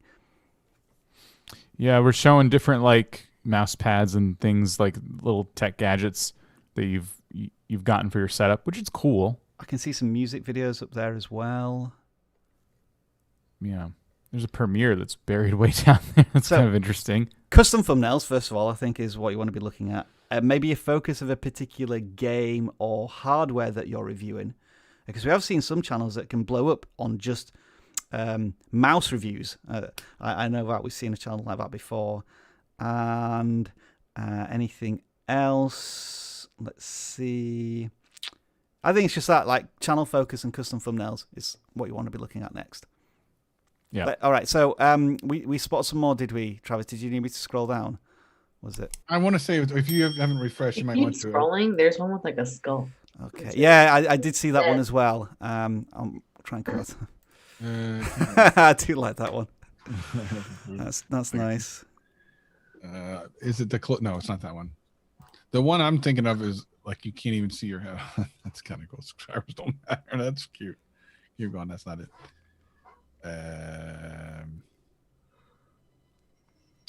No. Oh, right, that one. I think it's that one. Right this there. one. Yeah, that one. Where you can't see your head. oh, blimey! Wow, that's Polaroid. Suddenly made me feel very vulnerable. But let's take a look at the channel. If that door opens now, I'm going to freak out. Oh, hang on! You've just given us a link to your own. We're going in. Door opens now. I'm going to freak out. Back. Close the tab. Right. So where's your channel? Have you shared it? So when you do send us a tweet, please make sure to include your channel so we can find it, because I have no clue where it is. So instead, we'll do this one if I can find the channel. There we go. So Daily Gameage. Let's have a look at this channel, and then we'll go back to some more form submissions. All right, I'm thinking Rocket League here, Dan, and I think this is a good sign. I've looked at the channel banner, I've seen like the colors, and I immediately think that this is something to do with Rocket League. So that's what I like. You know, compared to that Sea of Thieves channel where it took us 4 minutes to work it out, I get this straight away, which is a good sign for me as a potential viewer. Yeah, absolutely. Look at that. The last video here, it's probably a short, but it's 3.6K views. That's encouraging. Yeah, this must be maybe a short. Oh, it says, look, it's put the little shorts logo in there as well. Cool. So they're making thumbnails for their shorts, which is cool. It's good for your regular audience.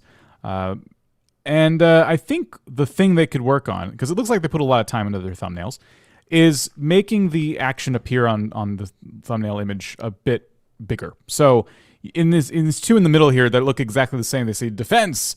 I would take that car, I would take the whole thing and just zoom it in, you know? There's a lot of that going on where it's like, here's me, like the creator, and then here's something that's happening way in the background. You know, it's really tiny. It's hard to see. You got to point to it. You got to use arrows. If it possible, I would try to get those moments to be the main focus of the thumbnail. Just sorting by most popular to see if anything jumps out. A lot of stuff was from a couple of years ago, actually. And it looks as if you're just getting back into YouTube. I mean, that is very encouraging there. I like, how can you leverage that? So what I'd be thinking here right now for Rocket League is the world record blank something in Rocket League. World record fastest goal, world record most goals, world record airtime for a car, world record spins for a car. Like anything you can do to leverage perhaps the world record aspect. I'm actually surprised that it hasn't got maybe too many, that YouTube's managed to find an audience even though it doesn't have the title of the gaming there. But saying that YouTube can now scan a video itself and know what it's about. Yeah, and they could have tagged the game using using that tool in the, you know how you can tell YouTube what game you're playing. They may have done that in the description. But I always encourage people to put the name of the game whenever possible. But still, yeah, that's a really encouraging sign. So more of that. Awesome. Let's move on to the next non-gaming channel that we're going to audit here, and that is 460. We've had a lot of submissions this week on both. Which thank you for submitting. I do apologize that we can't get to every channel every week. We're going to look here at Bullseye Productions TV. Now this is interesting because there used to be a program in the UK back in the 1980s called Bullseye, where it was just people who, usually northern people, who were drinking lots of pints of beer and throwing darts at a dartboard. It has nothing to do with this channel whatsoever, but it just reminded me when you used Bullseye. So what is this channel actually about, Dan? I'm asking you. The trick shots. There we go. Yeah. You filled in there pretty quickly. Right, so we're seeing some shorts. I can see. That's always a good thing. Go ahead, Desiree. So he's got to zoom in on his shots so you can see what's happening here. Yeah, it's like check out Do Perfect or any of the big trick shot channels and try and visually tell us, because this is a very visual medium on YouTube in terms of showing us cool stuff. Try and show us exactly, or like teasing what's happening. You've tried to do it here with the arrows, but because you're so zoomed out and I don't know what the end goal is of this ball that's bouncing around, I'm guessing it's trying to go into that bucket, but I'm only guessing. And the fact that I'm spending 20 seconds trying to decode the thumbnail is not generally a good sign for a potential viewer clicking on it in the first second or so. But I do have focus on trick shots throughout, which is good to see. I would let's just see what the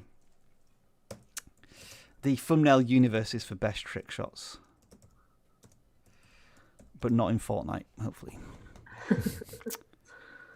So that's what you're meaning right there, Desiree, isn't it? It shows like, I really love the way they've done that. Like they're progressing through something so that they end up with that. There's the sense of scale. Like you can pick out the objects and where they're supposed to be going. Like, of course, Dude Perfect did that.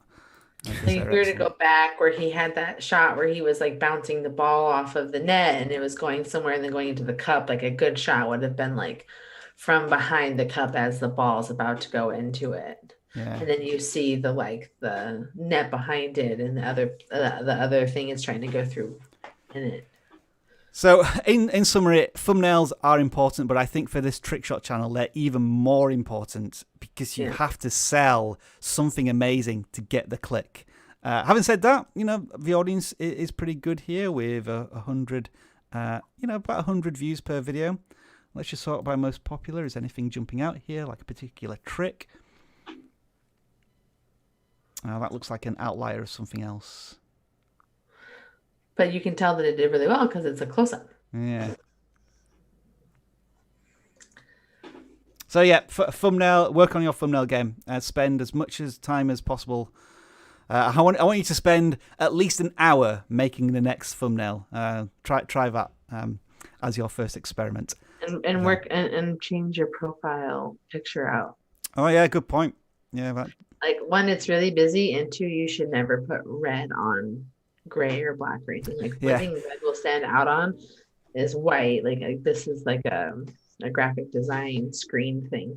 We all get nervous twitches when we see red text on thumbnails, generally speaking. We've had memes about that in the past. And you're right as well, Desiree, about the channel banner, in that should be visually telling us something more about the sports challenges, rather than this pattern background and then what seems to be a random cross symbol in the left-hand side. I guess he's does it with church or he's religious of some kind. Like that's the association I would make there. But. Possible, but I feel as if there's not enough of a strong enough association to get that.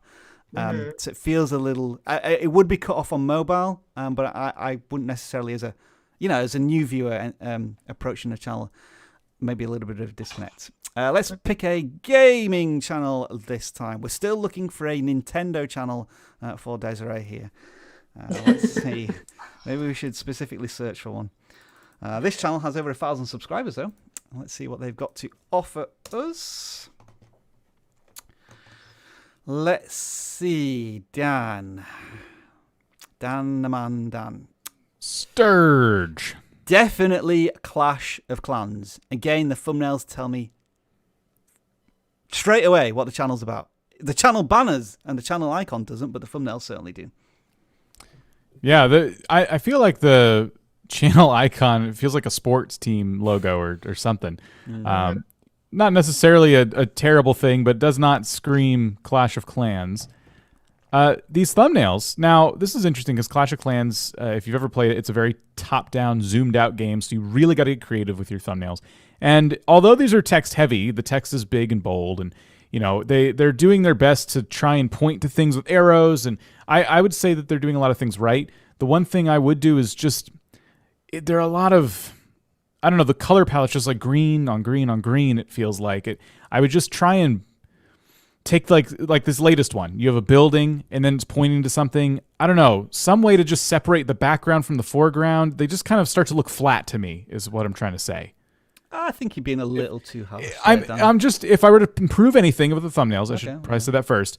That would be the one thing. Otherwise, I like them. For Clash of Clans thumbnails, I like the way you're doing these. I remember, Desiree, you were talking a little bit earlier about how to make text stand out, and I think this is a good example of it. Like, even though these thumbnails are a little busy, because of the way the topography of the text is set up, it's very easy to quickly read these. I think through the gradient colors, the different colors of text, and the drop shadows as well.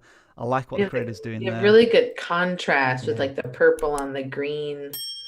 I would argue there's a little too much green where sometimes it's distracting, but I think that overall, you're right that there's good contrast and it sticks out really well. I sorted out by most popular down here. So what we see with the best performing ones is a building, some sort of icon attached to that building and some text. Whereas the ones with the maps are perhaps a little more complicated. So maybe pushing towards these style ones where there's a little less going on in the text and in the thumbnails. I also would discourage using so much of the title in the thumb.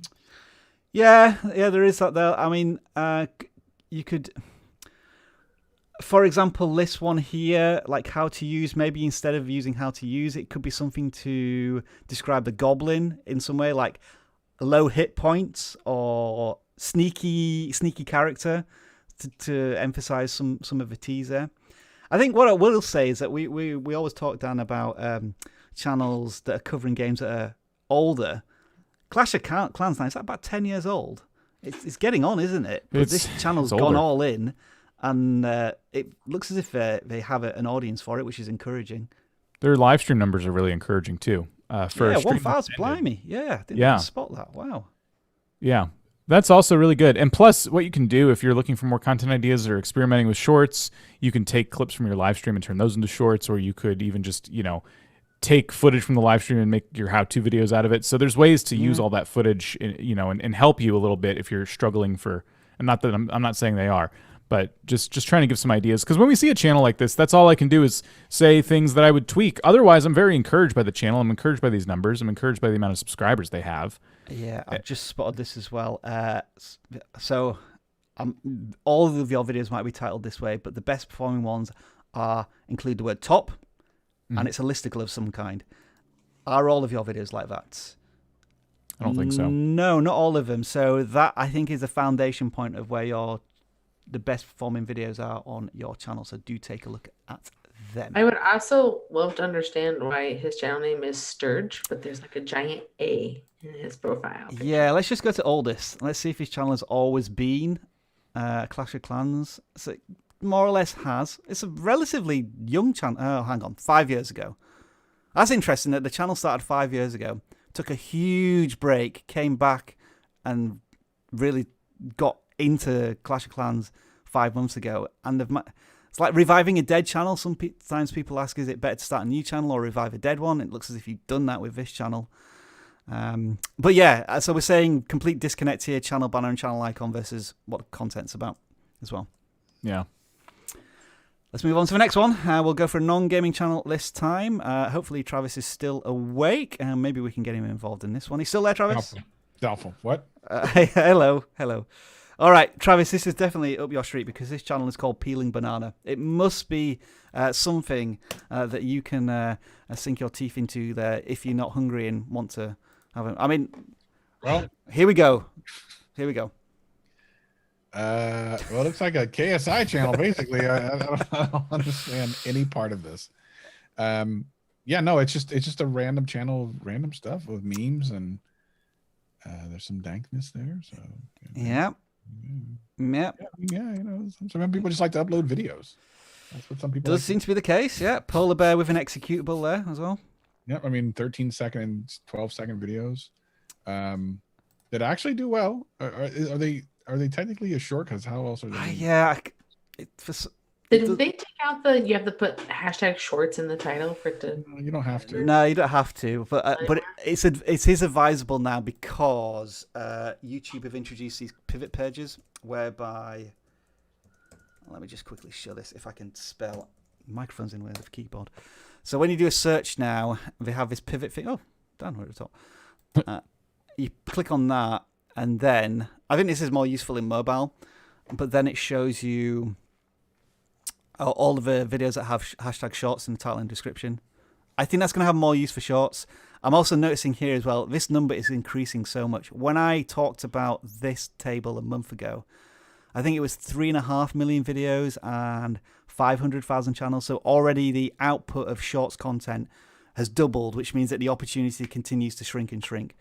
I know we're going a little bit off topic there, but I think the reason is because we don't really know what this channel's about.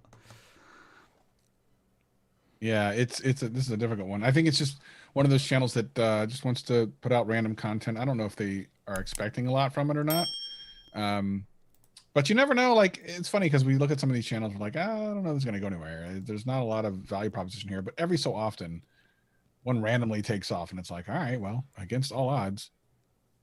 Yeah. And the final question is, if you are focusing a little bit on KSI, is the content transformational in some way? Like you turn it into a parody or a comedy, or you just taking a clip from something?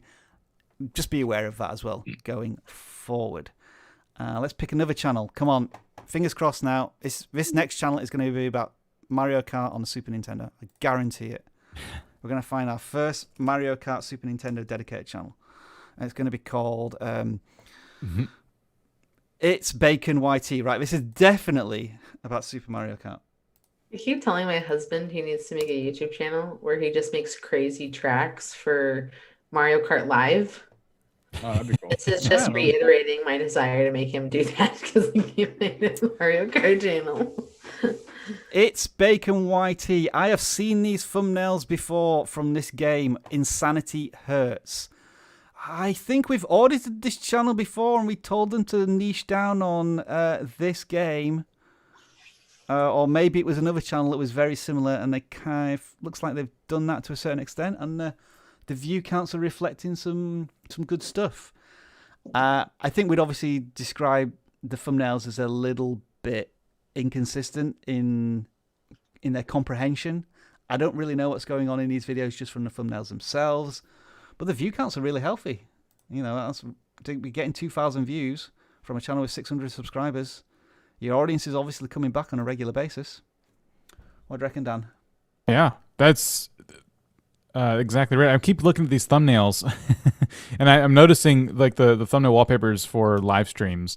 Right. And while it is tempting to do that, I wonder if you would see even more concurrent viewership gains by changing out that thumbnail every week when you do these live streams, because it's a benefit on YouTube that Twitch doesn't have. You know, you can put thumbnails on your live streams, and it's really cool. So I would be taking advantage of that. And titles as well. It looks like the titles are always the same in these live streams. They're truncated, but the start of them. So I'm going to guess Undertale or Insanity Sands is a Roblox mod of some kind. I think you're right. It looks like that. Yeah. You've gained an audience here that is excited about your content. It's really cool. So I think for you, the next step would be improving your thumbnails across the board. So I have a title question as someone who does nothing in gaming YouTube stuff where I focus on business. Yeah. Is it better to put the name of the game at the end of the title? That way the other parts of it show up first? Or should it be at the beginning? It's a good question because we had that channel earlier on, Desiree, where because the thumbnails of those maps, we couldn't work out it was Sea of Thieves and all of the title was at the end. And so until we saw that appear in one of the titles, I think we all agree that the game should be in the title. But Dan, I think you want to add something. I just wanted to say we would have known what that game was if the thumbnails were more that clear. as well.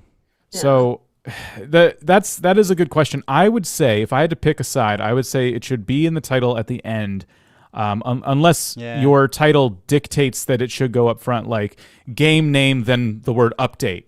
You know, how to do something in Minecraft, though, is kind of what I would do. I like that idea of taking the subject of your video, making sure that's the very first thing that people see in the title. And then the name is there for the context of the viewer and also for the YouTube algorithm. So it knows, oh, hey, a Roblox video, a Minecraft video, etc. And obviously when you do a title... I feel like this is a future video test.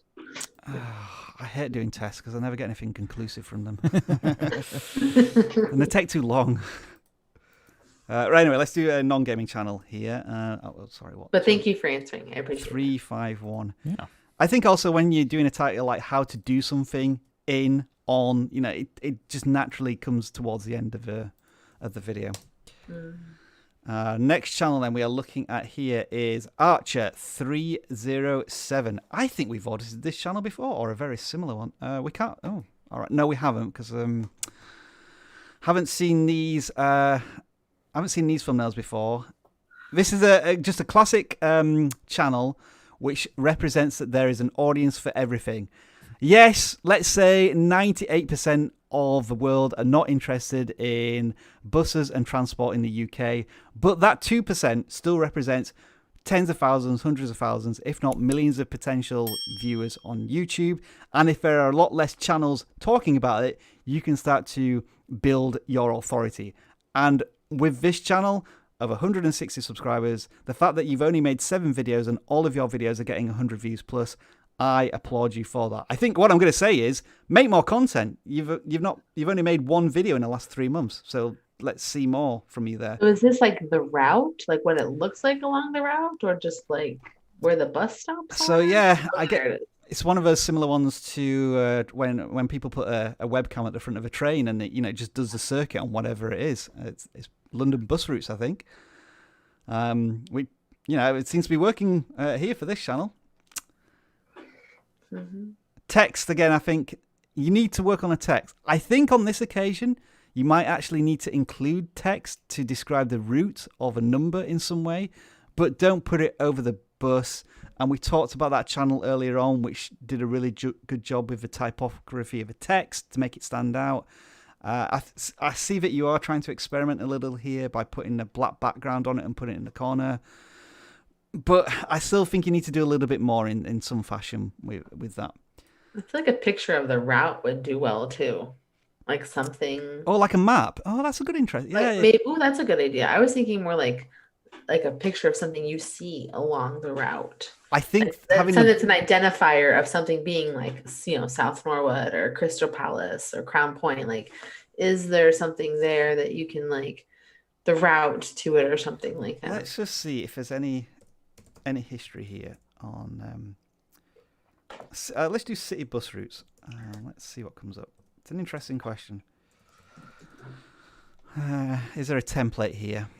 Oh, look, the first one is a map. And then, of course, Grand Theft Auto comes up. Why wouldn't it? Why wouldn't all of these gaming videos come up? Indeed. City skylines. Bus routes are hard in that game. Yeah.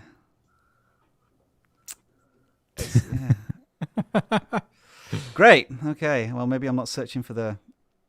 Let's do London bus routes. Let's be a little more specific. I bet this channel just comes up now as like the de facto... All right, so this one's just using... Oh, that's interesting that they're just using, as you say, Desiree, like something interesting, but they're just including some text there to That's cool. give you an idea of why you're seeing this picture in this thumbnail. Yeah. Yeah, I think that's a really neat way that they put the text in there. It's like how they do it on movies, like when like they're showing a city, and like they find fun ways to like have the text come into it. Yeah, so there are a couple of channels that are doing it as well. I'm breaking in there. I mean, all I right. could see the benefit. Like, I would think it's something that probably become like weirdly popular, kind of like through COVID, right? You're like, I can't go anywhere. Yeah, so like, hang on the bus so that it feels like I'm there or something like that. You know what? I used to commute 45 minutes on the bus every morning, and it was a horrible experience. But I'm missing it. I need to watch some YouTube videos about it. I know we're joking a little bit, but I think I always applaud these channels where most people are going to look at this and think, "What, really? A channel can make this?" And the answer is yes. On YouTube, with 2 billion users every single month, there is an audience for everything. I've been really into walkthroughs of like paths, like walking tours and stuff like that.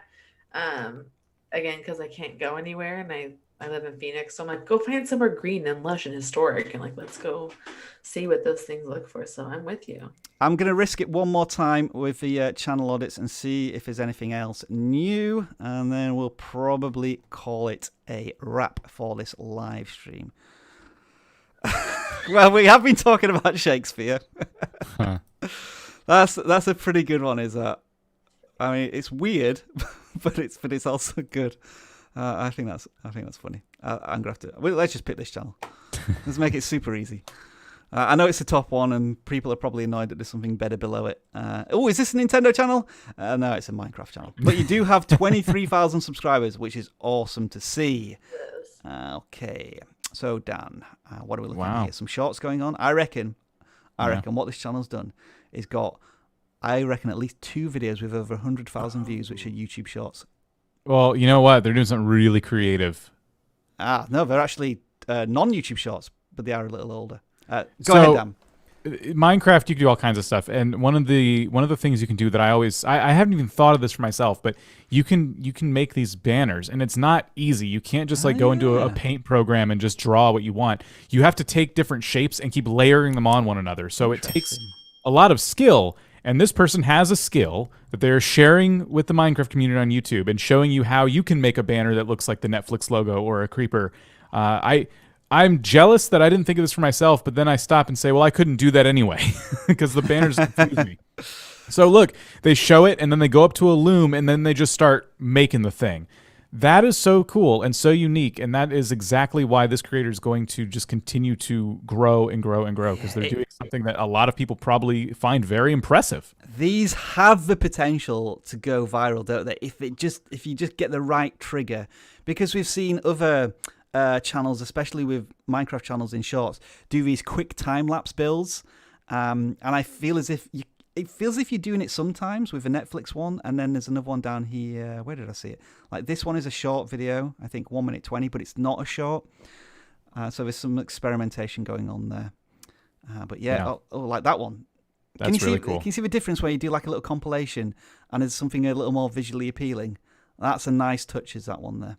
Yeah, you could take all of your shorts and make them into that compilation, and you would be reaching different audiences most likely. There'll be some crossover, there always is, but you'll be, you hit the audience on the short shelf, and then you hit your regular audience of subscribers with the, the top 5 banners you've made, and they all happen to already get you views as YouTube Shorts. And the final thing here is, this feels like a channel where you could go into someone's Reddit and post something like this, and it would be received well. I'm just looking at this Dream one. Like, do you think you could go into, I assume Dream's got a Reddit subreddit, and they're like, I made this in Minecraft. It took 24 hours. Something ridiculous, but it's like a really cool thing at the end of it. Obviously, by next week, we would like you to do a vidIQ one. I don't care how long it takes. I don't care that nobody knows what vidIQ is other than people on channel Audit. Surprising it's not there yet. That is my demand, yes. Yeah, please don't do that. I don't want you to waste your time making a vidIQ. but if you want to... Better get them another channel. I'm playing reverse psychology here. You can't. It's entirely up to you. Okay, that is a wrap. We're going to call it a day there, I think, as always, up for 2 hours. Desiree, thank you very much for joining us today and imparting your wisdom. How did you find that? I know 2 hours is quite a long live stream for this type of thing, but yeah, what did you think? I was glad I got to break it up. I do this on the Women of YouTube Facebook group, usually quarterly or like once a month, depending on like how ambitious I'm being. So it was kind of nice to see it. There's a lot of gaming channels out there. Like I said, my bubble is business, so it's nice to see all the variety. Yeah, we do get a lot of gaming channels, and we made a decision like 6 months ago to split up non-gaming and gaming, so we get a nice mix. And so thanks for noticing that. Remind us once again where we can find you both on YouTube, your socials, and indeed the new vidIQ supported podcast. Yeah, you can follow me over on YouTube at Desiree Martinez. You can just go to youtube.com/Mrs. Desiree Rose. And my thing I prefer you to go check out is the Women of YouTube. You can go to womenofyoutube.com. It is a new podcast that we're doing in partnership with vidIQ. We interview women on a weekly basis, talking about all things YouTube creation, their story, how they make a business out of it. And we just really touch on almost as much variety of niches as we can over there. So I really enjoy it. It's one of my favorite things I get to do. So definitely worth checking out. Thank you very much, Desiree, for your time. Travis, are you still there? I'm here. You're here. Do you want to do some shout outs before we say goodbye? Sure, why not? I want to shout out vidIQ as I see there. Thanks. vidIQ. We also want to give our condolences to Dan for not being here today. The other Dan. Not that there's any particular reason. He chose to, so I'm not giving him any condolences whatsoever. Well, it gave me the chance to come on. That's bad for him. We see Sunny Girls. By the way, I just had an update. Jeff wanted to tell me that he couldn't attend today because he's going for a COVID test whilst dodging his taxes and eating pizza at the same time. So that was a Jeff update for you. That's a callback to last week, or week before. Oh, it's going to be a callback for years now. Not going to be able to get past it. I see short reviews exist with me, ASMR. We got 3 kg poison. Oh, I guess it's 3 killing. Okay, anyway. And then there's Daniel there. I'll take all the condolences. And then Eggy Bread. I love the name of that. That's cool. And Dan, can you say goodbye to some people? I'll say goodbye to some people. Yeah. Okay. Let me get started. All right. Road Rush Nation, goodbye to you. Quiz Ninja, once again, goodbye to you. Ben Swam, we'll see you later. Who else is saying goodbye? JXDA. I'm guessing we're supposed to say that differently, but it's just a jumble of letters to me. Ryan Aston, we'll see you later. And then we'll say goodbye to the Luxter. It's almost as if you don't like calling out people's names, Dan. What? I'm going to say goodbye to the following. All right. Clean. That is a channel name. Deep. That is a channel name. Just confirming there. I'm not just saying words. Big Noobski. Dem Jaboys. Sunny Girls. Free to Play Entertainment. Shrek is also in the house as well. Thank you for joining us, Shrek. The Jester. I'm also going to say goodbye to the channel from earlier because I said I would try and remember their channel name, and that is Chickadoodle. Have I got that right? Is that the name of the channel? It's Urban Chickadoodle. I didn't quite get it right. Oh, well. And also, we could not do this live stream without all of the moderators, plus that very important channel called this channel has been put in timeout. Thank you, everybody. I am now going to play an outro, which is actually an outro from a couple of weeks ago because I forgot to do memes of the week. So you're going to see some memes from a couple of weeks ago, but at the same time, you gave us lots of great memes this week, so we'll be regular service next week. Awkward Wave, bye for now. This is an outro.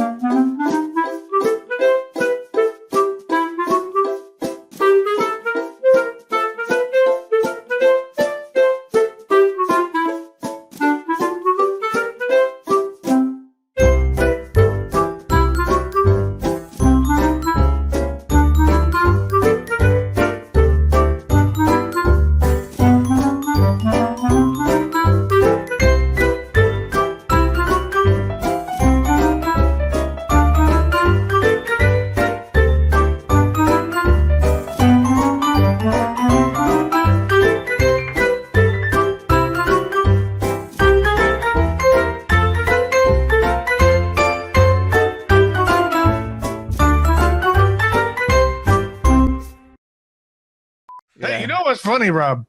Yeah, Savage. It's really interesting. Every once in a while, I get stuck on some different TV shows. And you know what I've been watching lately? It's kind of interesting. It's called Catfish. Have you heard of that show? I have, yes. I've watched it on occasion. It's pretty compelling television. Let me tell you. It's where someone pretends to be someone they're not on the internet. I don't know why someone would do something like that. That just sounds stupid to me. Absolutely. Why someone would go on the internet.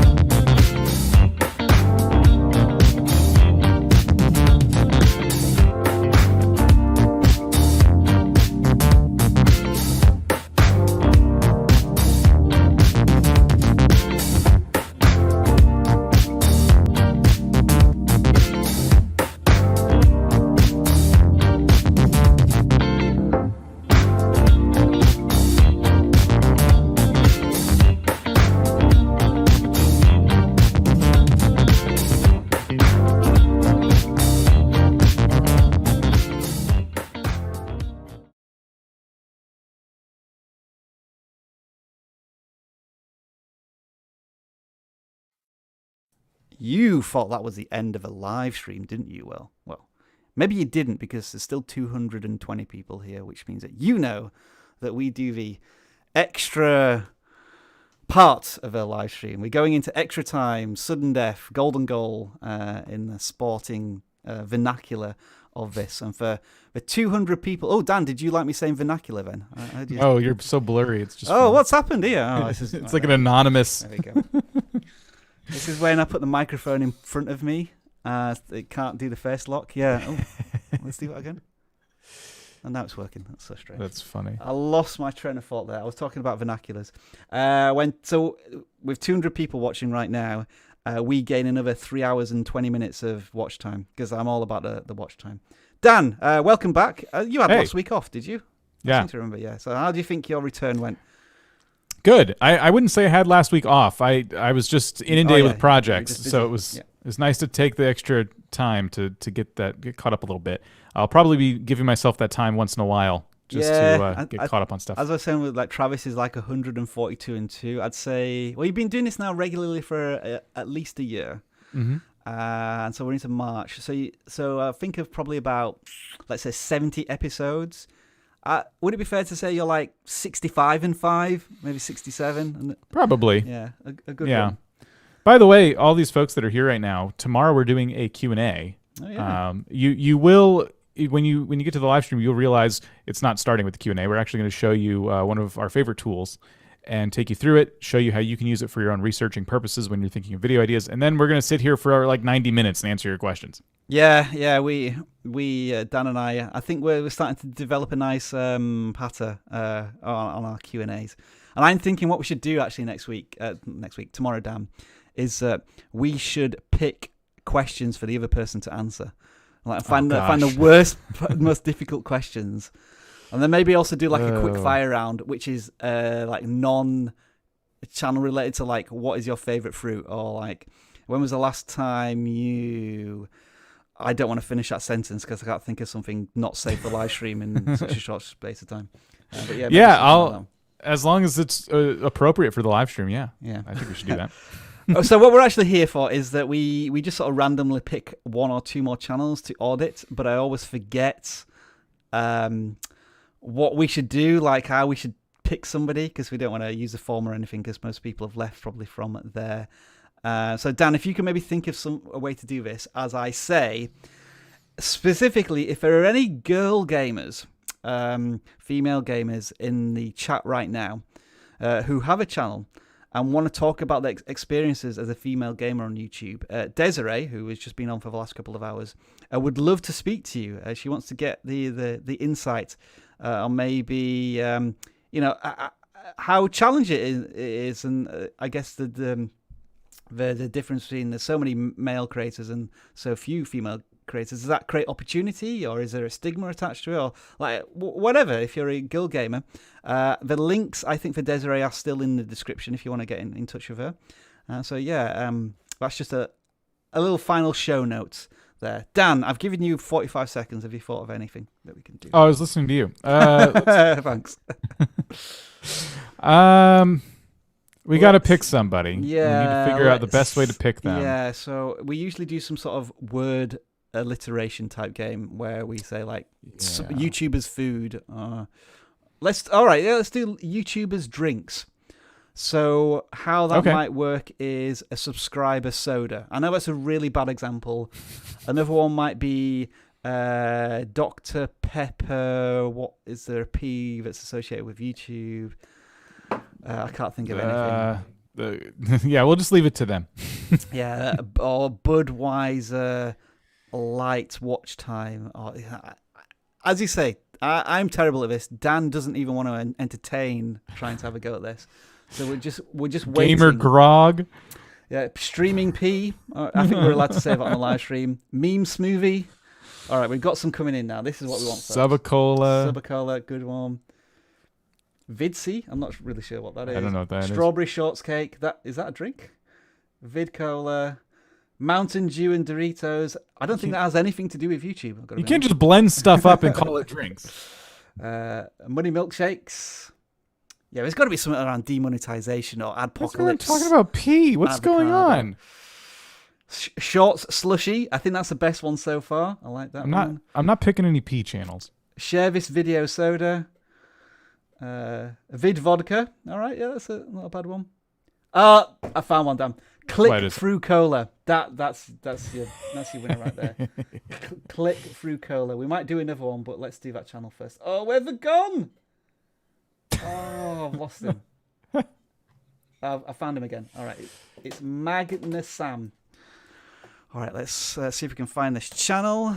First of all, okay, it's not there. All right, is it that one? Is that it? What's their profile look like again? YouTube have not made this easy for us anymore. No. It's his face. Hang on. What? There, Huh. I found it. Oh, okay. Right, So there we go. I guess they started a second channel at Yeah, some looks point. like we've got a couple of channels. Right, so we're looking at Magnasam. I've remembered to share my screen. I just remembered I did all of this in light mode as well, and I'm supposed to do it in dark mode because everyone prefers, but oh well, I forgot. So you started a month ago. Looks like Minecraft stuff here, Dan. Yeah. Now they're insistent. Right now, we're putting their face in the thumbnails, which is rare in Minecraft.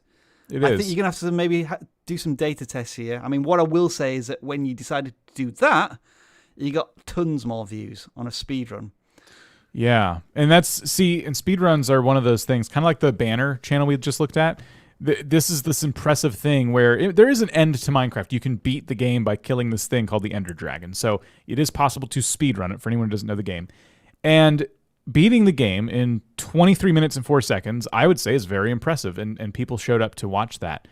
So the thing about your thumbnails, which I do like your thumbnails, like just for just the composition of them, right? You're using the rule of thirds, you got yourself, and you got something going on. The thing is, it might not really fit the niche, kind of as Rob mentioned. I agree, yeah. So while it's not a bad thing to do, it's just certain genres don't really require that of you. So Can You Beat Minecraft in Adventure Mode is actually a really interesting concept to me. But I would have taken the portal, right, and made it even bigger. I wouldn't have put you in there. And then that game mode adventure thing, that's the thing. That's the light bulb for me, because it took me a minute, like, what do you mean adventure mode? And I saw game mode adventure. Oh, right, adventure mode. If you had made that nice and big, and then over some kind of intriguing image, like the dragon or the portal to the dragon or whatever, that would have been really cool. So to me, all I'm saying here is like tweaks. Your video length seems good, especially for a new channel. I can give you a chance without committing 40 minutes of my life to seeing, if I like the channel. And you're using custom thumbnails, and it seems like the last two videos you've kind of locked into this, speedrunning might be a thing I can do. Yeah. But in the latest one, you didn't put the same effort into the thumbnail. You've kind of shoved the time in the corner, and there's not a whole lot there telling me, oh, I beat the game in 8 minutes and 28 seconds. You know what it feels like? That feels like it's a file name, and you forgot to rename it what the actual title should be. Yeah. A little bit there for that one. I'm in agreement with you as well. I think Minecraft is so visually vibrant, and it's so easy to pick an object and make that the focus of a thumbnail, that I think the hero in this case is probably not needed. Maybe something you might want to be different to everyone else, but if you're going to do that, then you need to invest in a high quality camera to get a really good clean shot of you. And you got to have a really good YouTuber face, which you haven't quite got there yet. Some of these you do have, like the quizzical pointing at something, or like the curious about something. But then there are other ones where it's maybe you're not really sure how to facially express this stuff. But having said that, let's go back to the positives here, Dan. Channel a month old. They're starting to build some subscribers. They have that video with over 500 views. That is. Many creators never get that in their first 6 months as a gaming channel, especially Minecraft. So that is something to hang your hat on and see how you can leverage that a little bit more, as Dan said, with potentially more speedruns in Minecraft. Yeah, it's not even a short, which is these days rare to see. So if you're going to put you in the video, I would be literally in the video, have the face cam in the corner like a lot of folks do. And a lot of people, like with these high energy Minecraft videos, they punch in on it when they have something to say, boom, face goes full screen, and then they start running in the game again, pull it back, So there's plenty of opportunity for you to be the presence on your channel. That's what you want. You want it to be about you and your personality. But I think the thumbnails don't really need you. It's kind of a step too far. Let's have one more, Dan, and I'll let you pick the drink this time. So we're just reminding you we're doing YouTubers drinks, and what won out here was Click Through Cola, I think it was, or something similar. So I'll just read them out, Dan, but when you find one you like, Copyright Sprite, I like that one. That one's good. Diet Like, Comment Cola. Wow, Quiz Ninja was giving us all of her ones there. Copyright Coffee. Content Cola. Short Slushy. Sub Cola or Click Cola? Mountain View. I mean, that's an obvious one, isn't it? Oh, we got to pick Mountain View. All right. So, yeah, we're going with that one. Okay. Mountain View is Gamer Exploits. Okay. Let me see if I can find that. This might be a hard one to find because that's... Oh, found him straight wow. away. Oh, all right, top of the list. Excellent. All right. That's what you want to see. Yeah, especially for something called gaming exploits. Very All right, then. professional looking. I assume this channel is going to be all about picking out bugs and exploits in games, and that is a fantastic way to pitch your channel because it means that you're not restricted to a game. You have a niche or a unique selling point within the genre of gaming, which is a great way for you to experiment and make sure that you're not stuck with one game. So I like that as an idea. You know who's laid out the path for you here too? Is 100%. the Spiffing Brit. Or I was going to say 100% Zelda. No, not this time. Yeah. The Spiffing Brit has laid out your path because that's his whole channel. It's finding exploits and things, proving the game is completely working as it should be, except it never is. So I like what you have going on here. A lot of, let's see, Skyrim, Valheim, Dark Souls. I think, and it looks like they're getting better. Like these are a little bit older now, but I think your thumbnails could be improved a little more.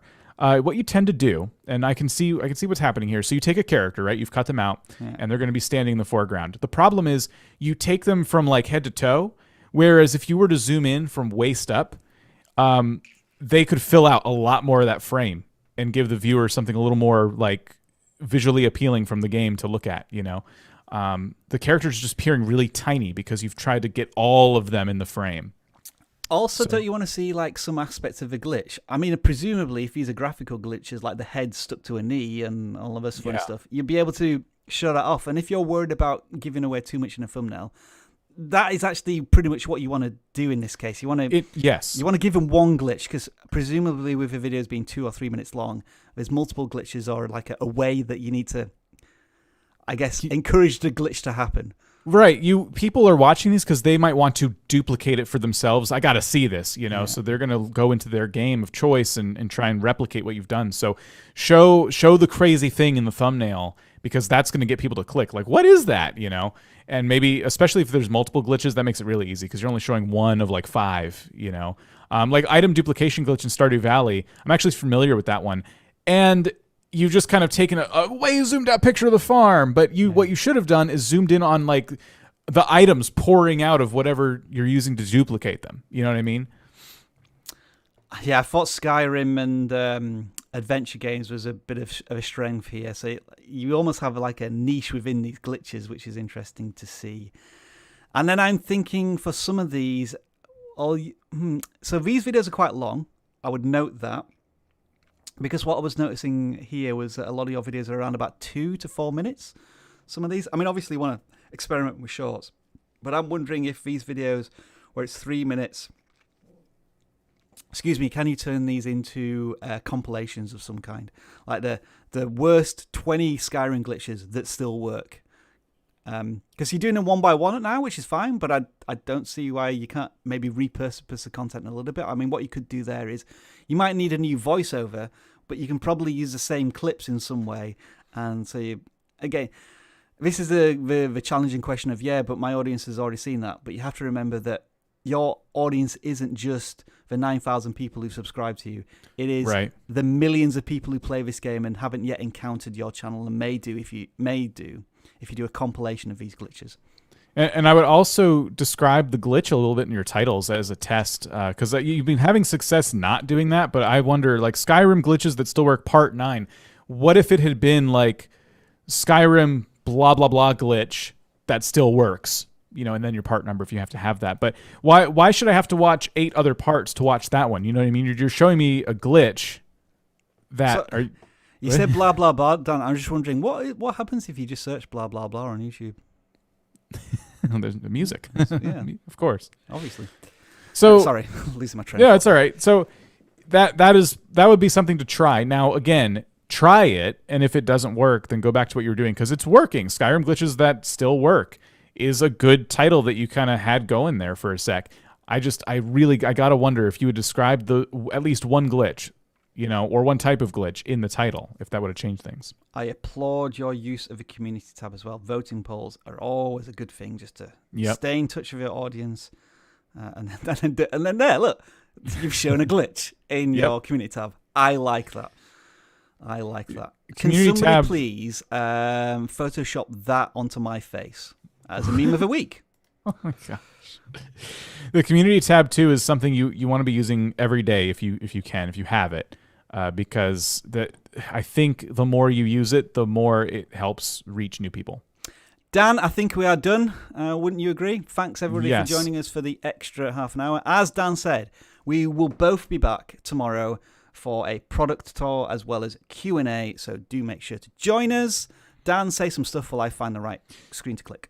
Tomorrow's live stream is already scheduled, so you can jump over to our main channel and give yourself a notification for it so you don't miss that tomorrow. It actually starts is an hour earlier than this stream would normally start? I think so. Well, the funny thing is that, the clocks went forward for us in North America. Yeah. I think in most of Europe, certainly in the UK, they don't go forward for another 2 weeks.